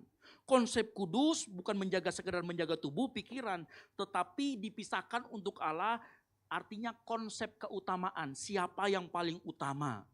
Ya. Halo? Ya. Makanya begini, kudus dan berkenan juga artinya hidup kita mau terus-menerus diserahkan, dibersihkan, dikoreksi dan diarahkan kepada Tuhan. Yang mengerti katakan amin. Karena gini, kalau kita mau bicara hidup kita kudus sempurna, enggak mungkin. Orang percaya tidak mempersembahkan hidup karena sudah sempurna, tetapi karena engkau sudah ditebus. Makanya minta Tuhan koreksi hidupmu tiap hari. Minta Tuhan supaya engkau dikuduskan setiap hari. Justru karena sudah ditebus, engkau bersedia untuk dikuduskan. Yang mengerti katakan amin. Ya, kekudusan bukan topeng rohani, melainkan proses harian. Saat kita mengambil keputusan, semakin serupa enggak sama Kristus. Kalau kita menyembah Tuhan yang kudus, maka Tuhan juga layak menerima prioritas pertama dari waktumu, dari uangmu, dari talentamu. Itulah hidupmu. Yang mengerti katakan amin. Yang ketiga, penyembahan selalu mentransformasi si penyembah. Mazmur 115 berkata begini, berhala-berhala mereka, nanti baca sendiri di ayat 8 ternyata bicara gini, seperti itulah jadinya orang-orang yang membuat berhala dan semua orang yang percaya kepada berhala itu. Dengar baik. Alkitab mengajarkan bahwa penyembahan itu bukan sekedar ritual. Penyembahan adalah penyerapan nilai atau penyatuan nilai dengan apa yang kita sembah. Yang mengerti katakan amin. Kenapa? Manusia itu makhluk yang suka meniru, betul atau tidak? Ya, terutama yang daratan Cina gitu ya. Orang Cina kan senang sekali meniru. Ternyata dia sedang mengeksplorasi yang Tuhan kasih kan gitu ya, suka meniru. Kita manusia adalah makhluk yang suka meniru. Baik secara intelektual, spiritual, kita akan selalu meniru apa yang menjadi Tuhan kita dan apa yang kita sembah. Makanya penyembahan itu juga adalah proses pembentukan diri menjadi seperti apa yang kita sembah. Artinya apa yang engkau kagumi, apa yang engkau tiru, apa yang engkau kejar, itu yang kita serap. Itu yang kita masukkan nilainya dalam hidup kita. Apa yang kita jadikan pusat hidup kita, lama-lama akan membentuk cara kita berpikir. Cara kita melihat, cara kita mendengar, cara kita memilih, dan cara kita bertindak. Kalau engkau sering dengar scroll TikTok, ini buktinya nih teman-teman nih. Scroll itu yang sering kata pakai, atau toko-toko yang sering pakai kata os, lama-lama begitu juga bicaranya. Betul atau tidak? Ya kan? Itu bukti bahwa manusia suka meniru. Makanya kalau berhala kita mati, maka penyembahan kita juga mati. Tapi kalau berhala, kalau apa yang kita sembah hidup, maka kita juga hidup. Makanya penyembahan itu dia selalu membentuk hati kita, membentuk cara berpikir kita, membentuk cara nilai hidup kita, dan bahkan membentuk cara kita perlakukan orang lain. Kalau yang kita sembah berkata, aku mengasihimu sampai mati, maka kita yang menyembah itu, maka kita akan juga berkata hal yang sama. Aku akan mengasihimu walaupun kau mengkhianatiku. Percayalah. Ketika Yesus berkata bahwa Bapa mencari penyembah yang menyembah dalam roh dan kebenaran, Yesus bukan hanya koreksi lokasi, tetapi juga membongkar kondisi hidup daripada si perempuan Samaria ini. Betul atau tidak? Waktu Yesus berbicara sama perempuan ini, ternyata penyembahan juga dia membongkar semua dosa-dosa dari sang perempuan Samaria. Maka penyembahan bukan pertama-tama tentang tempatnya, tetapi siapa yang sedang membentuk hatimu. Itulah penyembahan. Kalau engkau menyembah Tuhan yang hidup, maka Tuhan yang hidup akan membentuk hatimu. Yang mengerti katakan amin. Makanya percakapan tentang penyembahan itu tidak bisa lepas dari yang namanya hidup benar di hadapan Tuhan. Ya. Menyembah dalam kebenaran, engkau artinya nggak bisa hidup dalam kepalsuan. Di gereja yang tadi saya katakan, di gereja malaikat, di luar Lucifer, jangan. Itu namanya hidup dalam kepalsuan. Ya. Menyembah dalam roh tidak bisa menutupi luka, dosa, dan kekosongan. Penyembahan yang sejati membawa manusia karena dibongkar dulu dosa-dosanya sama Tuhan. Allah yang mengenal kita sepenuhnya, tetapi dia datang untuk memulihkan kita. Yang mengerti katakan amin. Makanya sekali lagi, penyembahan kita akan membentuk kehidupan kita. Makanya menyembah dalam roh dan kebenaran bukan menyembah hanya sekedar dengan tulus dan doktrin yang benar. Itu penting, itu benar. Tetapi lebih dari itu, penyembah dalam roh dalam kebenaran. Artinya engkau sedang membuka hati mau dibentuk sama Tuhan. Yang mengerti katakan amin. Engkau sedang mempersilahkan Tuhan bentuk hidupmu. Karena kenapa? Penyembahan yang sejati akan meninggalkan jejak pada karakter. Siapa yang kau sembah, maka karaktermu akan seperti yang kau sembah. Kalau penyembahan tidak mengubah caramu berpikir, caramu melihat orang lain, caramu mengambil keputusan, caramu memakai uang, caramu mengatur waktu, caramu mengelola tubuh, caramu mengampuni, cara kau mengambil keputusan, maka sebenarnya engkau sedang melakukan aktivitas menyembah. Engkau belum pernah menjadi penyembah. Makanya perhatikan. Jangan sampai kita berkata, Pak, saya sudah jadi Kristen, saya sudah menyembah Tuhan puluhan tahun. Tapi karaktermu tidak pernah berubah. Engkau selama ini belum pernah menjadi penyembah. Engkau hanya melakukan aktivitas menyembah. Karena apa yang kita kagumi akan kita tiru. Apa yang kita kejar akan kita serap. Dan apa yang kita sembah, dia akan bentuk hidup kita seperti dirinya. Nah, saya rindu di tempat ini. Dimulai dari pengenalan Tuhan yang dalam. Maka hidupmu akan berubah. Sesuai dengan apa yang kau sembah. Yang mengerti katakan amin. Bapak Ibu dengar baik. Pemain musik saya panggil maju ke depan. Menyembah dalam roh dan kebenaran, sekali lagi, bukan soal lagu, bukan soal suasana ibadah, bukan tempat ibadah, bukan gaya ibadah, bukan ekspresi ibadah. Yesus sedang bawa kita kepada sesuatu yang lebih dalam. Bapa mencari penyembah. Penyembah itu engkau dan saya yang mengerti katakan amin. Tuhan tidak hanya melihat apa yang kita lakukan di ruang ibadah, tetapi Tuhan lihat kita waktu kita keluar ibadah. Penyembah yang benar tidak berhenti pada hari Minggu. Dia terus menyembah Senin, Selasa, Rabu. Penyembahan yang benar mengalir di setiap tempat yang kita datangi. Di rumah kita, di kantor kita, di kampus kita, di jalan raya, di dalam ruang digital kita, di dalam medsos kita. Cara kita memakai uang, cara kita mengatur waktu, cara kita kembangkan talenta. Penyembahan mengalir ke situ semua. Itu akan memperlihatkan siapa yang kau sembah. Kalau Allah itu roh, tidak ada tempat dalam hidup kita. Berarti yang kita bisa berada di luar hadiratnya. Kalau hidup kita ada persembahan, maka tidak ada bagian hidup kita yang boleh kita persembahkan asal-asalan. Jangan kerja asal-asalan, jangan kuliah asal-asalan. Kalau kita penyembah, maka kita jangan berikan sisa waktu kita, jangan berikan sisa tenaga kita, jangan berikan sisa perhatian kita. Tuhan mau yang namanya kekudusan. Kekudusan bukan berarti masalah dosa, tetapi juga masalah keutamaan. Apa yang kita lakukan pada saat kita terima gaji, pada saat kita lagi segar-segarnya bangun pagi, siapa yang kita temui pertama? Ingat baik-baik Bapak Ibu, Kristus Yesus tidak menebus kita setengah-setengah. Dia menebus kita seluruhnya. Masa lalumu, masa sekarang, masa depan. Dan ingat, apa yang kita sembah akan membentuk kita. Kalau pusat hidupmu yang kau sembah adalah uang, maka warnamu akan hijau. Matanya. Kalau pusat hidupmu adalah pengakuan orang, engkau akan sensitif saat dikritik. Saat dipuja engkau akan jadi sombong. Kalau pusat hidupmu adalah ego, maka panggung rohani pun yang harusnya engkau merendahkan diri di sana bisa jadi tempat engkau aktualisasi diri, tempat engkau sombongkan dirimu. Tapi kalau kau menyembah dalam roh dan kebenaran secara prinsip, engkau menyembah Allah yang hidup, Allah yang kudus, Allah yang benar. Saya mau beritahu, hidupmu tidak akan pernah sama lagi. Karena penyembahan sejati akan merubah karakter orang yang menyembahnya. Makanya pertanyaan terakhir, apakah bukan hari ini? Apakah hari ini saya menyembah? Bukan. Pertanyaan yang lebih dalam adalah apakah hidupmu sedang menjadi penyembahan?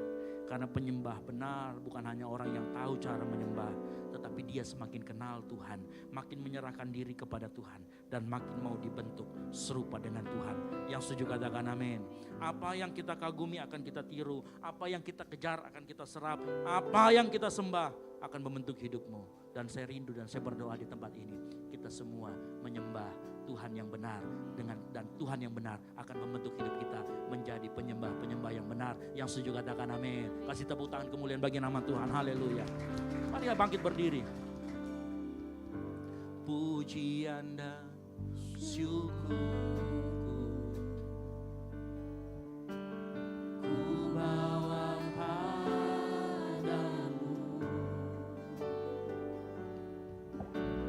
dengan rendah hati, ku persembahkan. Katakan sadar bila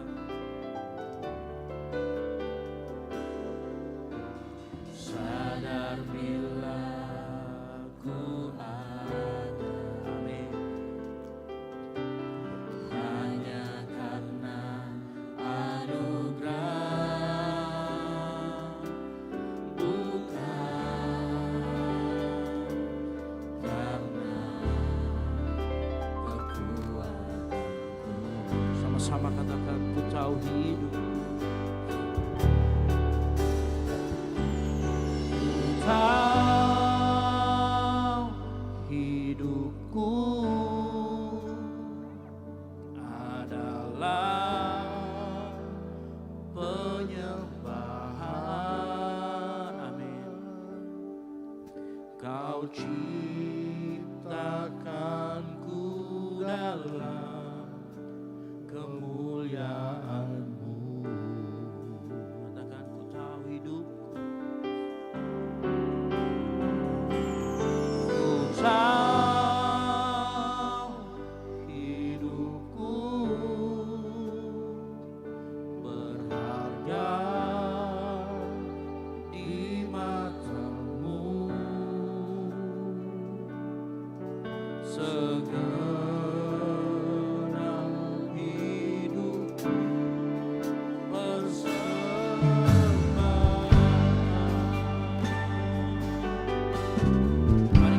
hidupmu adalah penyembah. Sama-sama katakan, pujian dan syukur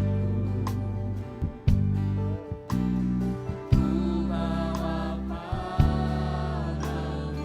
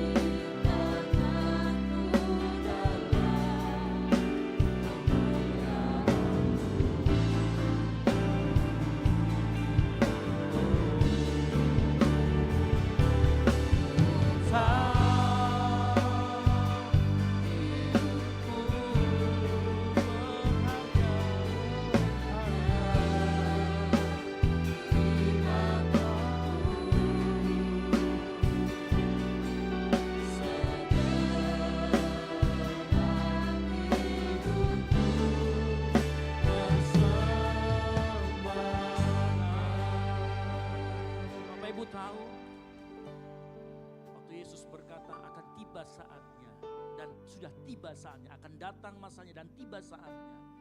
Itu berbicara bagaimana Yesus yang adalah Tuhan, tapi juga 100% manusia. Dia datang, dia berikan tubuhnya sebagai persembahan di atas kayu salib. Itulah kenapa kemudian konsep kurban, bukan lagi kita membawa korban, tapi kita menjadi korban. Karena Tuhan yang kita sembah, Yesus, dia juga yang menjadi korban. Makanya pagi hari ini, sadari hidupmu adalah penyembahan. Hidupmu adalah korban. Jangan lagi asal-asalan dengan hidupmu. Jangan asal-asalan di tempat kerja. Jangan asal-asalan di tempat kuliah. Jangan asal-asalan di sekolah. Dimanapun kita berada, di jalan raya, di tempat umum, jangan lagi asal-asalan. Di sana ada Tuhan yang sama yang kita sembah pagi hari ini. Di sana ada Tuhan yang sama yang pagi hari ini kita mau rayakan kematiannya. Dan kita mau rayakan kebangkitannya. Di sana ada Tuhan yang sama yang sedang membentuk hidup kita. Dikuduskan. Artinya kita bersedia Tuhan bentuk kita. Kita bersedia Tuhan mau baharui hidup kita. Pagi hari ini kita akan bersatu dengan tubuh dan darah Kristus. Sebelum itu, mari minta Tuhan layakan hidupmu. Mari minta sama Tuhan. Karena firman Tuhan berkata, sebab setiap kali kamu makan roti dan minum cawan ini, kamu memberitakan kematian Tuhan sampai ia datang. Jadi barang siapa dengan cara yang tidak layak makan roti atau minum cawan Tuhan, ia berdosa terhadap tubuh dan darah Tuhan. Maka pagi hari ini, minta ampun sama Tuhan. Minta Tuhan melayakkan hidupmu, supaya kita bisa menerima perjamuan kudus yang ada di depan kita. Ngomong sama Tuhan, Tuhan ampuni aku. Kalau aku bersalah sama temanku, bersalah sama orang tuaku, bersalah kepada anakku, bersalah kepada suami, bersalah kepada istri. Mungkin lewat tutur kata kita, lewat cara kita perlakukan orang. Minta ampun sama Tuhan. Tuhan minta layakan kita. Bapak di surga, kami mau berdoa. Layakan kami semua yang ada di tempat ini menerima tubuh dan darah Kristus sebagai lambang penyatuan kami akan apa yang sudah Tuhan Yesus lakukan. Dia mempersembahkan tubuhnya sebagai persembahan yang hidup, kudus dan berkenan. Pagi hari ini Tuhan kami sadar saat kami nanti menerima perjamuan kudus, kami juga mau menerima bahwa kami menyembah Allah yang benar. Kami juga bersedia menjadi persembahan yang kudus dan berkenan di hadapan Allah. Berikan kami kekuatan, kami akan masuk dalam perjamuan kudus. Jemaat Tuhan dalam sikap menyembah silakan duduk kembali. Tanyakan pujian ini dari awal lagi. Para pelayan perjamuan saya panggil maju ke depan. Sama-sama katakan. Puji.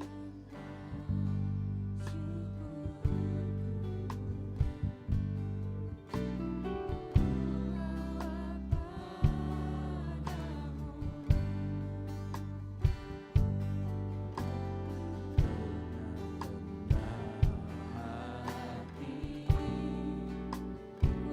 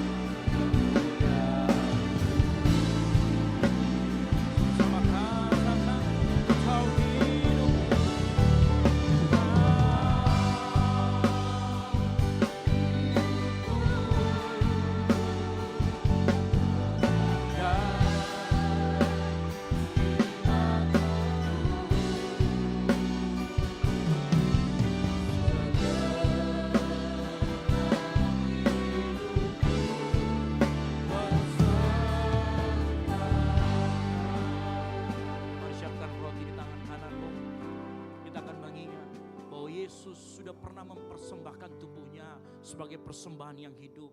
Karena kita menyembah Tuhan Yesus, kita semakin serupa dengan Dia. Dan pagi hari ini kita mau bersatu dengan tubuh dan darah Kristus melalui apa yang Dia berikan. Mari angkat tinggi roti di atas kepalamu, dengarkan firman Tuhan.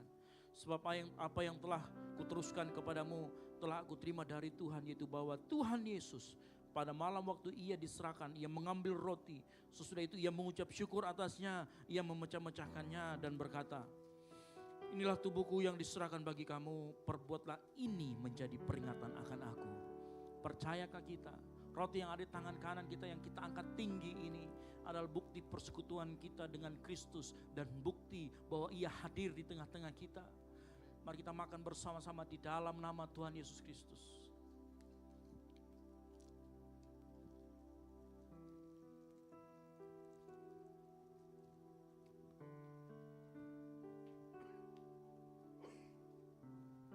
Siapkan cawan. Angkat tinggi, lebih tinggi dari kepalamu. Dengarkan firman Tuhan. Demikian juga Ia mengambil cawan sesudah makan lalu berkata, cawan ini adalah perjanjian baru yang dimateraikan oleh darahku. Perbuat ini setiap kali kamu meminumnya menjadi peringatan akan aku. Sebab setiap kali kamu makan roti dan minum cawan ini, kamu memberitakan kematian Tuhan sampai Ia datang. Percayakah kita, anggur yang ada di tangan kanan kita yang kita angkat tinggi ini adalah darah Kristus yang dicurahkan untuk mengampuni dosa-dosa kita dan bukti bahwa Yesus hadir dan nyata di tengah-tengah kita. Mari kita minum bersama-sama di dalam nama Tuhan Yesus Kristus.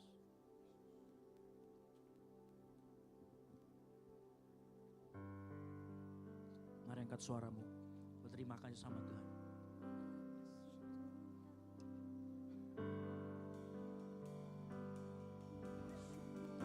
Terima kasih.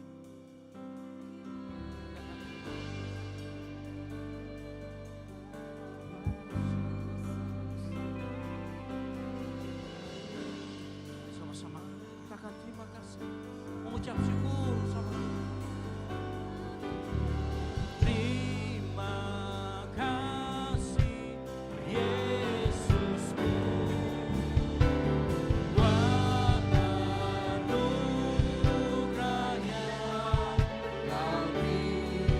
Sebab hari ini Tuhan adakan syukur bagi. Sama-sama katakan terima kasih.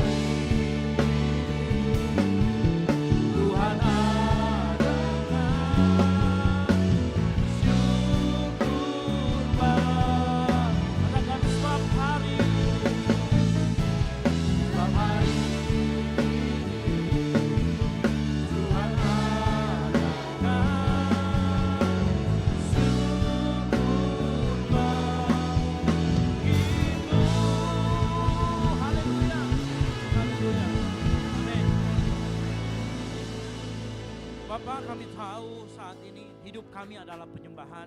Oleh karena itu kami mau Tuhan, kami deklarasi pagi hari ini kami tidak mau sembarangan dengan hidup kami.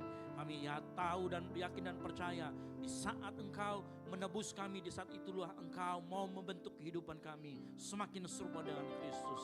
Terima kasih Tuhan buat firman Tuhan yang Kau sampaikan pagi hari ini. Menguatkan kami, membuat kami semakin yakin bahwa kami menyembah Allah yang benar.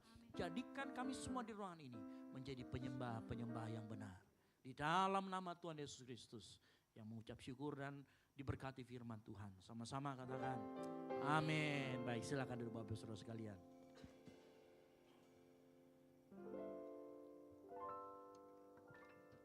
Haleluya, puji Tuhan. Saya yakin dan percaya kita diberkati dengan kebenaran firman Tuhan, amin. Amin.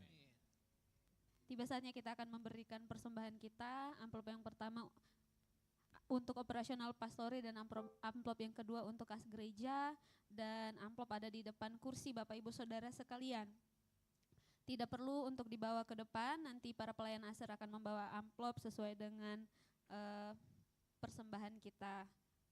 Mari kita angkat amplop persembahan kita, kita berdoa. Terima kasih Bapak yang baik, kami mengucap syukur untuk penyertaan-Mu di dalam ibadah kami. Dan tiba saatnya pagi hari ini kami mau memberikan persembahan. Biarlah apa yang kami berikan ini berkenan di hadapan Tuhan dan berguna bagi pelayanan di tempat ini. Kami tahu apa yang kami beri ini tidak seberapa dengan yang Tuhan berikan buat kami. Namun kami rindu supaya apa yang kami berikan ini bisa berguna dipakai dalam pelayanan di tempat ini. Terima kasih Tuhan Yesus. Kami mau memberi dengan penuh ucapan syukur. Di dalam nama Tuhan Yesus sama-sama kita katakan. Amin. Selamat memberi, Tuhan Yesus memberkati.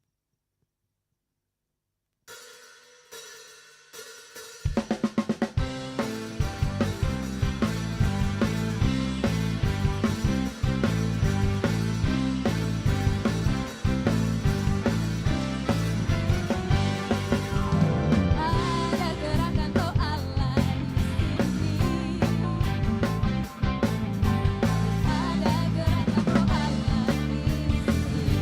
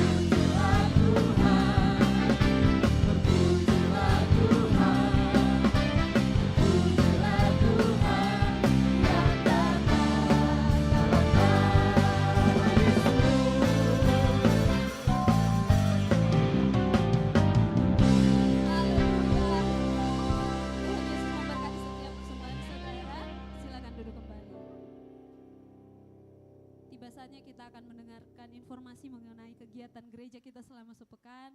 Kepada pelayan multimedia dipersilakan.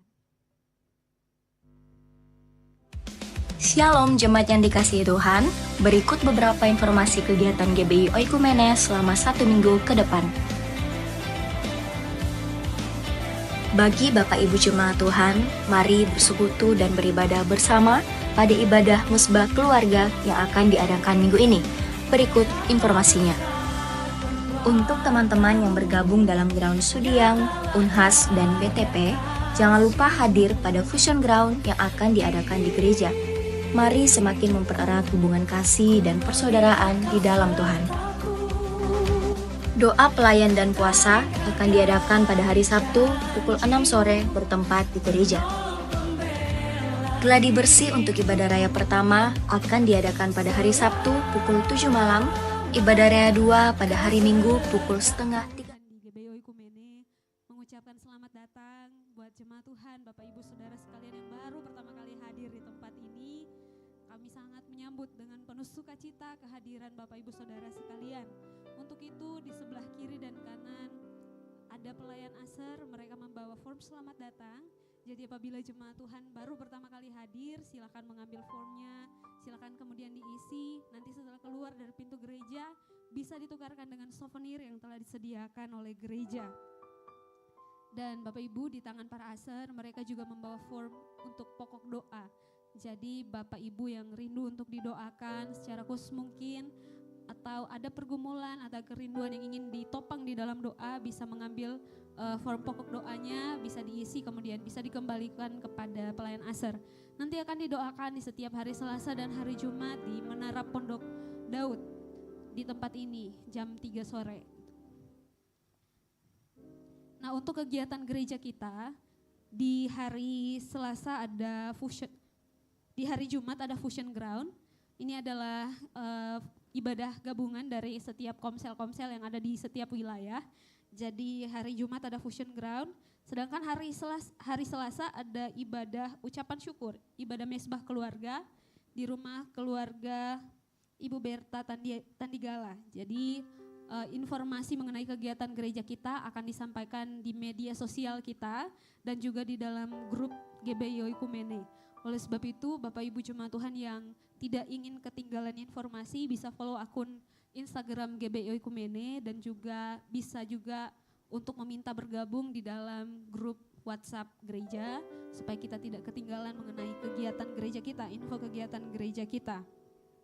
Nah, selanjutnya bagi jemaat Tuhan yang rindu untuk didoakan secara khusus bisa tinggal sebentar, nanti akan didoakan secara langsung oleh Pastor Ezra. Dan selanjutnya bagi Bapak Ibu Saudara sekalian yang rindu untuk terlibat dalam pelayanan, bisa scan barcode yang kecil yang ada di depan kursi Bapak Ibu Saudara sekalian.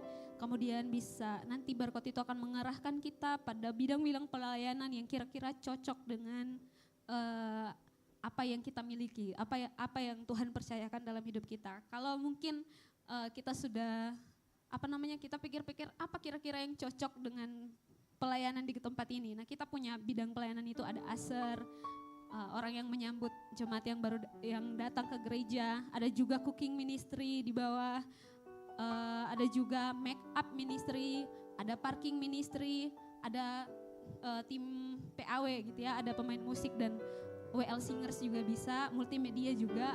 Nah, jangan khawatir kalau memang mungkin kita skillnya masih sedikit karena di tempat ini kita sama-sama belajar. Amin. Kita sama-sama diperlengkapi, yang penting kita punya hati dulu untuk mau melayani Tuhan, mau menyerahkan diri, mau memberikan kehidupan kita untuk melayani Tuhan, sama-sama kita akan dibentuk dan hidup kita ini kita pakai untuk memuliakan Tuhan. Yang mengerti katakan amin. Puji Tuhan. Dan selanjutnya ada basar makanan dari PMK FKM Unhas di bawah, jadi mereka menyediakan makanan buat kita semua. Seperti biasa, tinggal ditukarkan dengan uang gitu ya. Ada yang harganya 12.000, 15.000 dan sebagainya. Saya percaya kita semua adalah orang-orang yang murah hati, amin. Nah, puji Tuhan. Dan selanjutnya bagi jemaat Tuhan yang berulang tahun sepanjang bulan Mei, dari tanggal 1 sampai tanggal 31 Mei, baik itu jemaat yang sudah lama bergereja di sini maupun yang baru pertama kali hadir, kami mengundang untuk maju ke depan. Kita akan doakan dan akan diberikan souvenir yang telah disediakan dari gereja. Mari Bapak Ibu. Ya, ada yang berulang tahun sepanjang bulan Mei, silakan maju ke depan yang namanya Mei. Ya Mei ya, biasanya Mei doang. Gitu ya, mau apa lagi? Ada yang silakan yang berulang tahun sepanjang bulan Mei maju ke depan. Sudah disiapkan juga souvenir. Ada lagi Oma, siapa lagi? Ya silakan, jangan malu-malu. Silakan maju aja. Ya. Ya. Ada lagi yang bulan Mei? Silakan. Ya, ada lagi yang bulan Mei. Jangan malu-malu. Silakan. Oh, oke. Ya. Ada lagi? Jangan malu-malu, baru yang pertama kali hadir, simpatisan pokoknya yang hadir di ruangan ini. Oke, kalau tidak ada lagi, mari kita arahkan tangan kita kepada rekan-rekan kita yang berulang tahun. Kita berdoa bersama-sama. Bapa di surga, kami mengucap syukur buat rekan-rekan kami yang berulang tahun. Kami serahkan kehidupan mereka dalam tangan-Mu, dalam peran mereka sebagai seorang pekerja, ibu rumah tangga, mahasiswa, dimanapun mereka berada, apapun yang mereka lakukan, sekolah, di kampus, baik itu di rumah. Tuhan Yesus sertai selalu, berkati apa yang dikerjakan oleh tangan mereka. Dan biarlah di usia yang baru ini, yang Tuhan tambahkan, semakin kehidupan mereka memuliakan nama Tuhan. Pakai kehidupan mereka lebih dan lagi, sekali lagi untuk menjadi garam dan terang, sehingga orang memuliakan Bapa di surga. Terima kasih Bapa, berkati kesehatan mereka, berkati usaha mereka, berkati apapun yang mereka lakukan. Di dalam nama Tuhan Yesus Kristus, haleluya, amin. Umur panjang kita.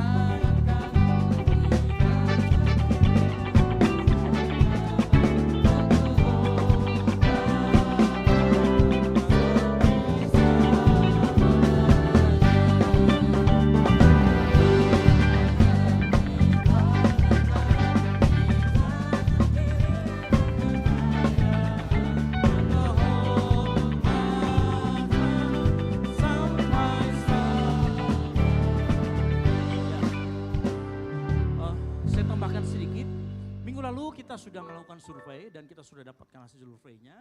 Jadi berdasarkan survei minggu lalu, hampir 90% setuju kita akan membuka ibadah yang paling pagi.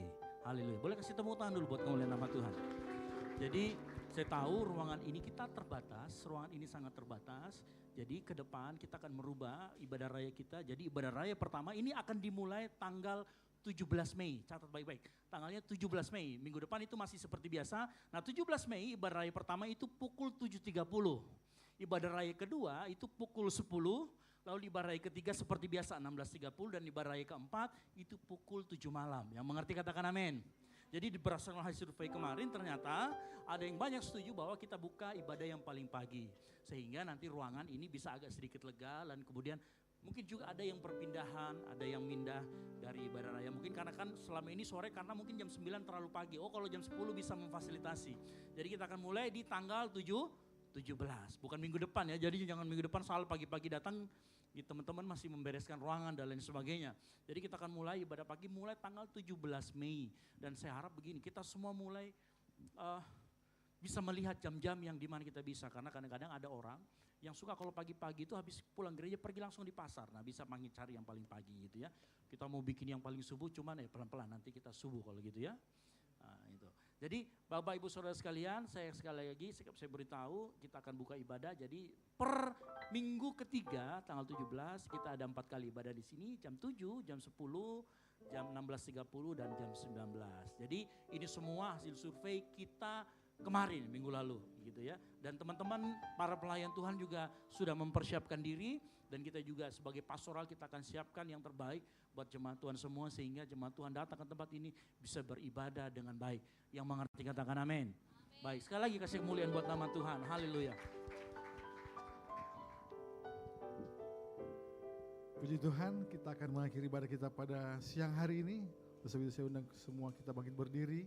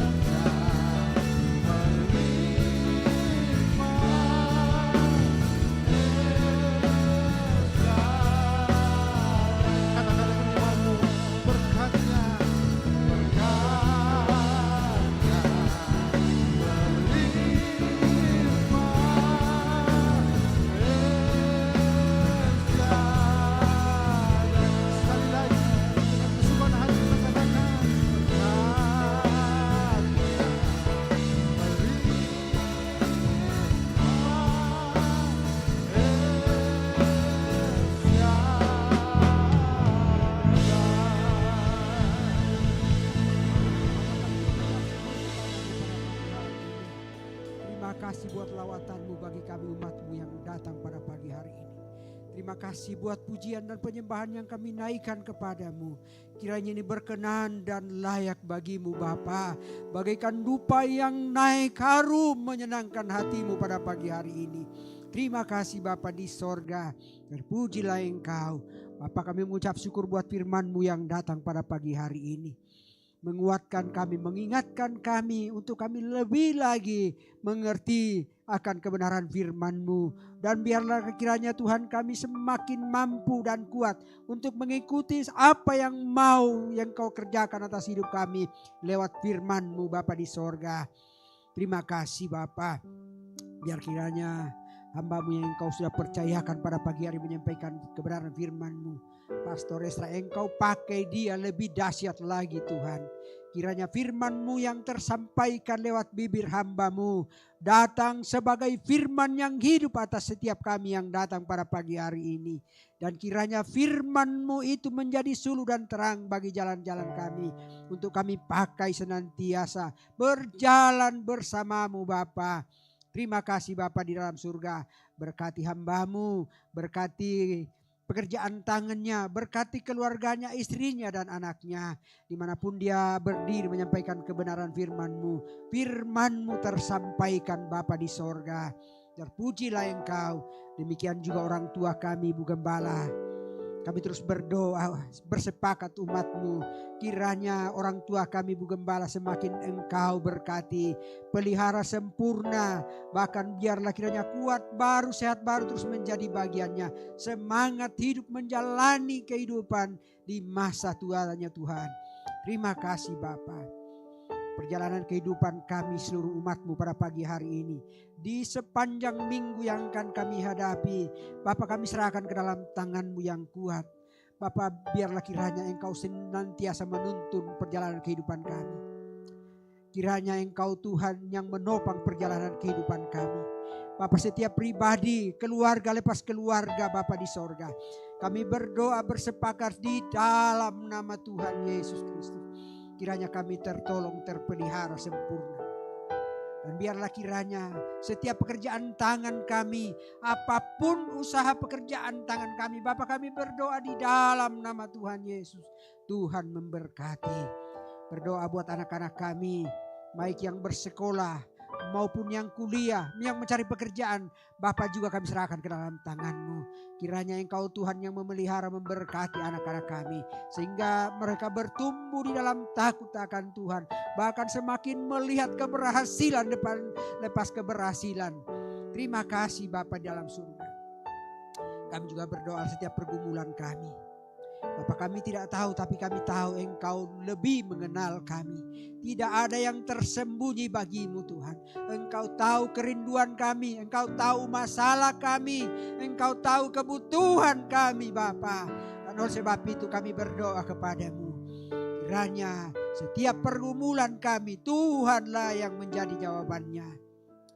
Bapa, kami mengucap syukur buat tubuh dan darah-Mu yang sudah kami terima.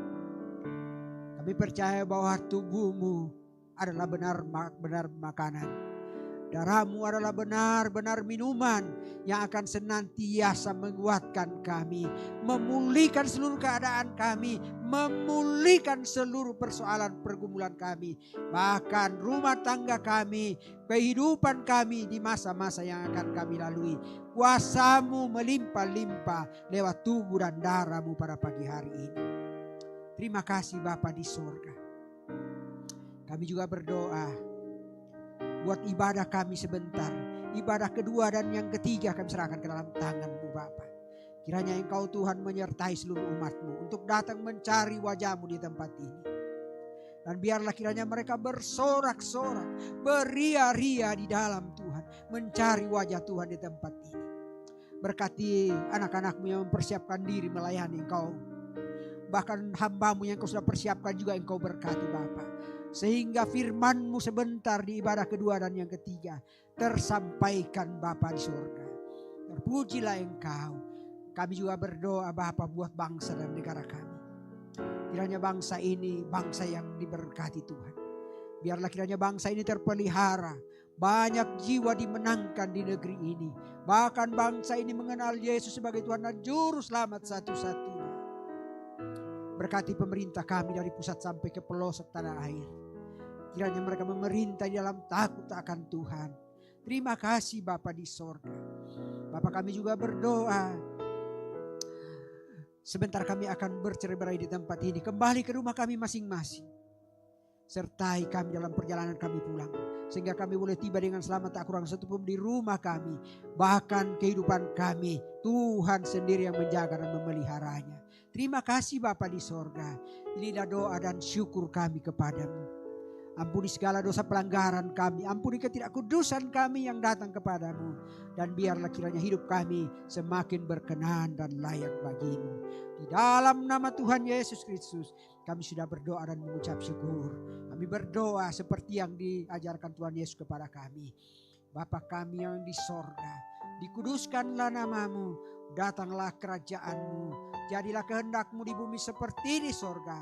Berikanlah kami pada hari ini makanan kami yang secukupnya, dan ampunilah kami akan kesalahan kami, seperti kami juga mengampuni orang yang bersalah kepada kami.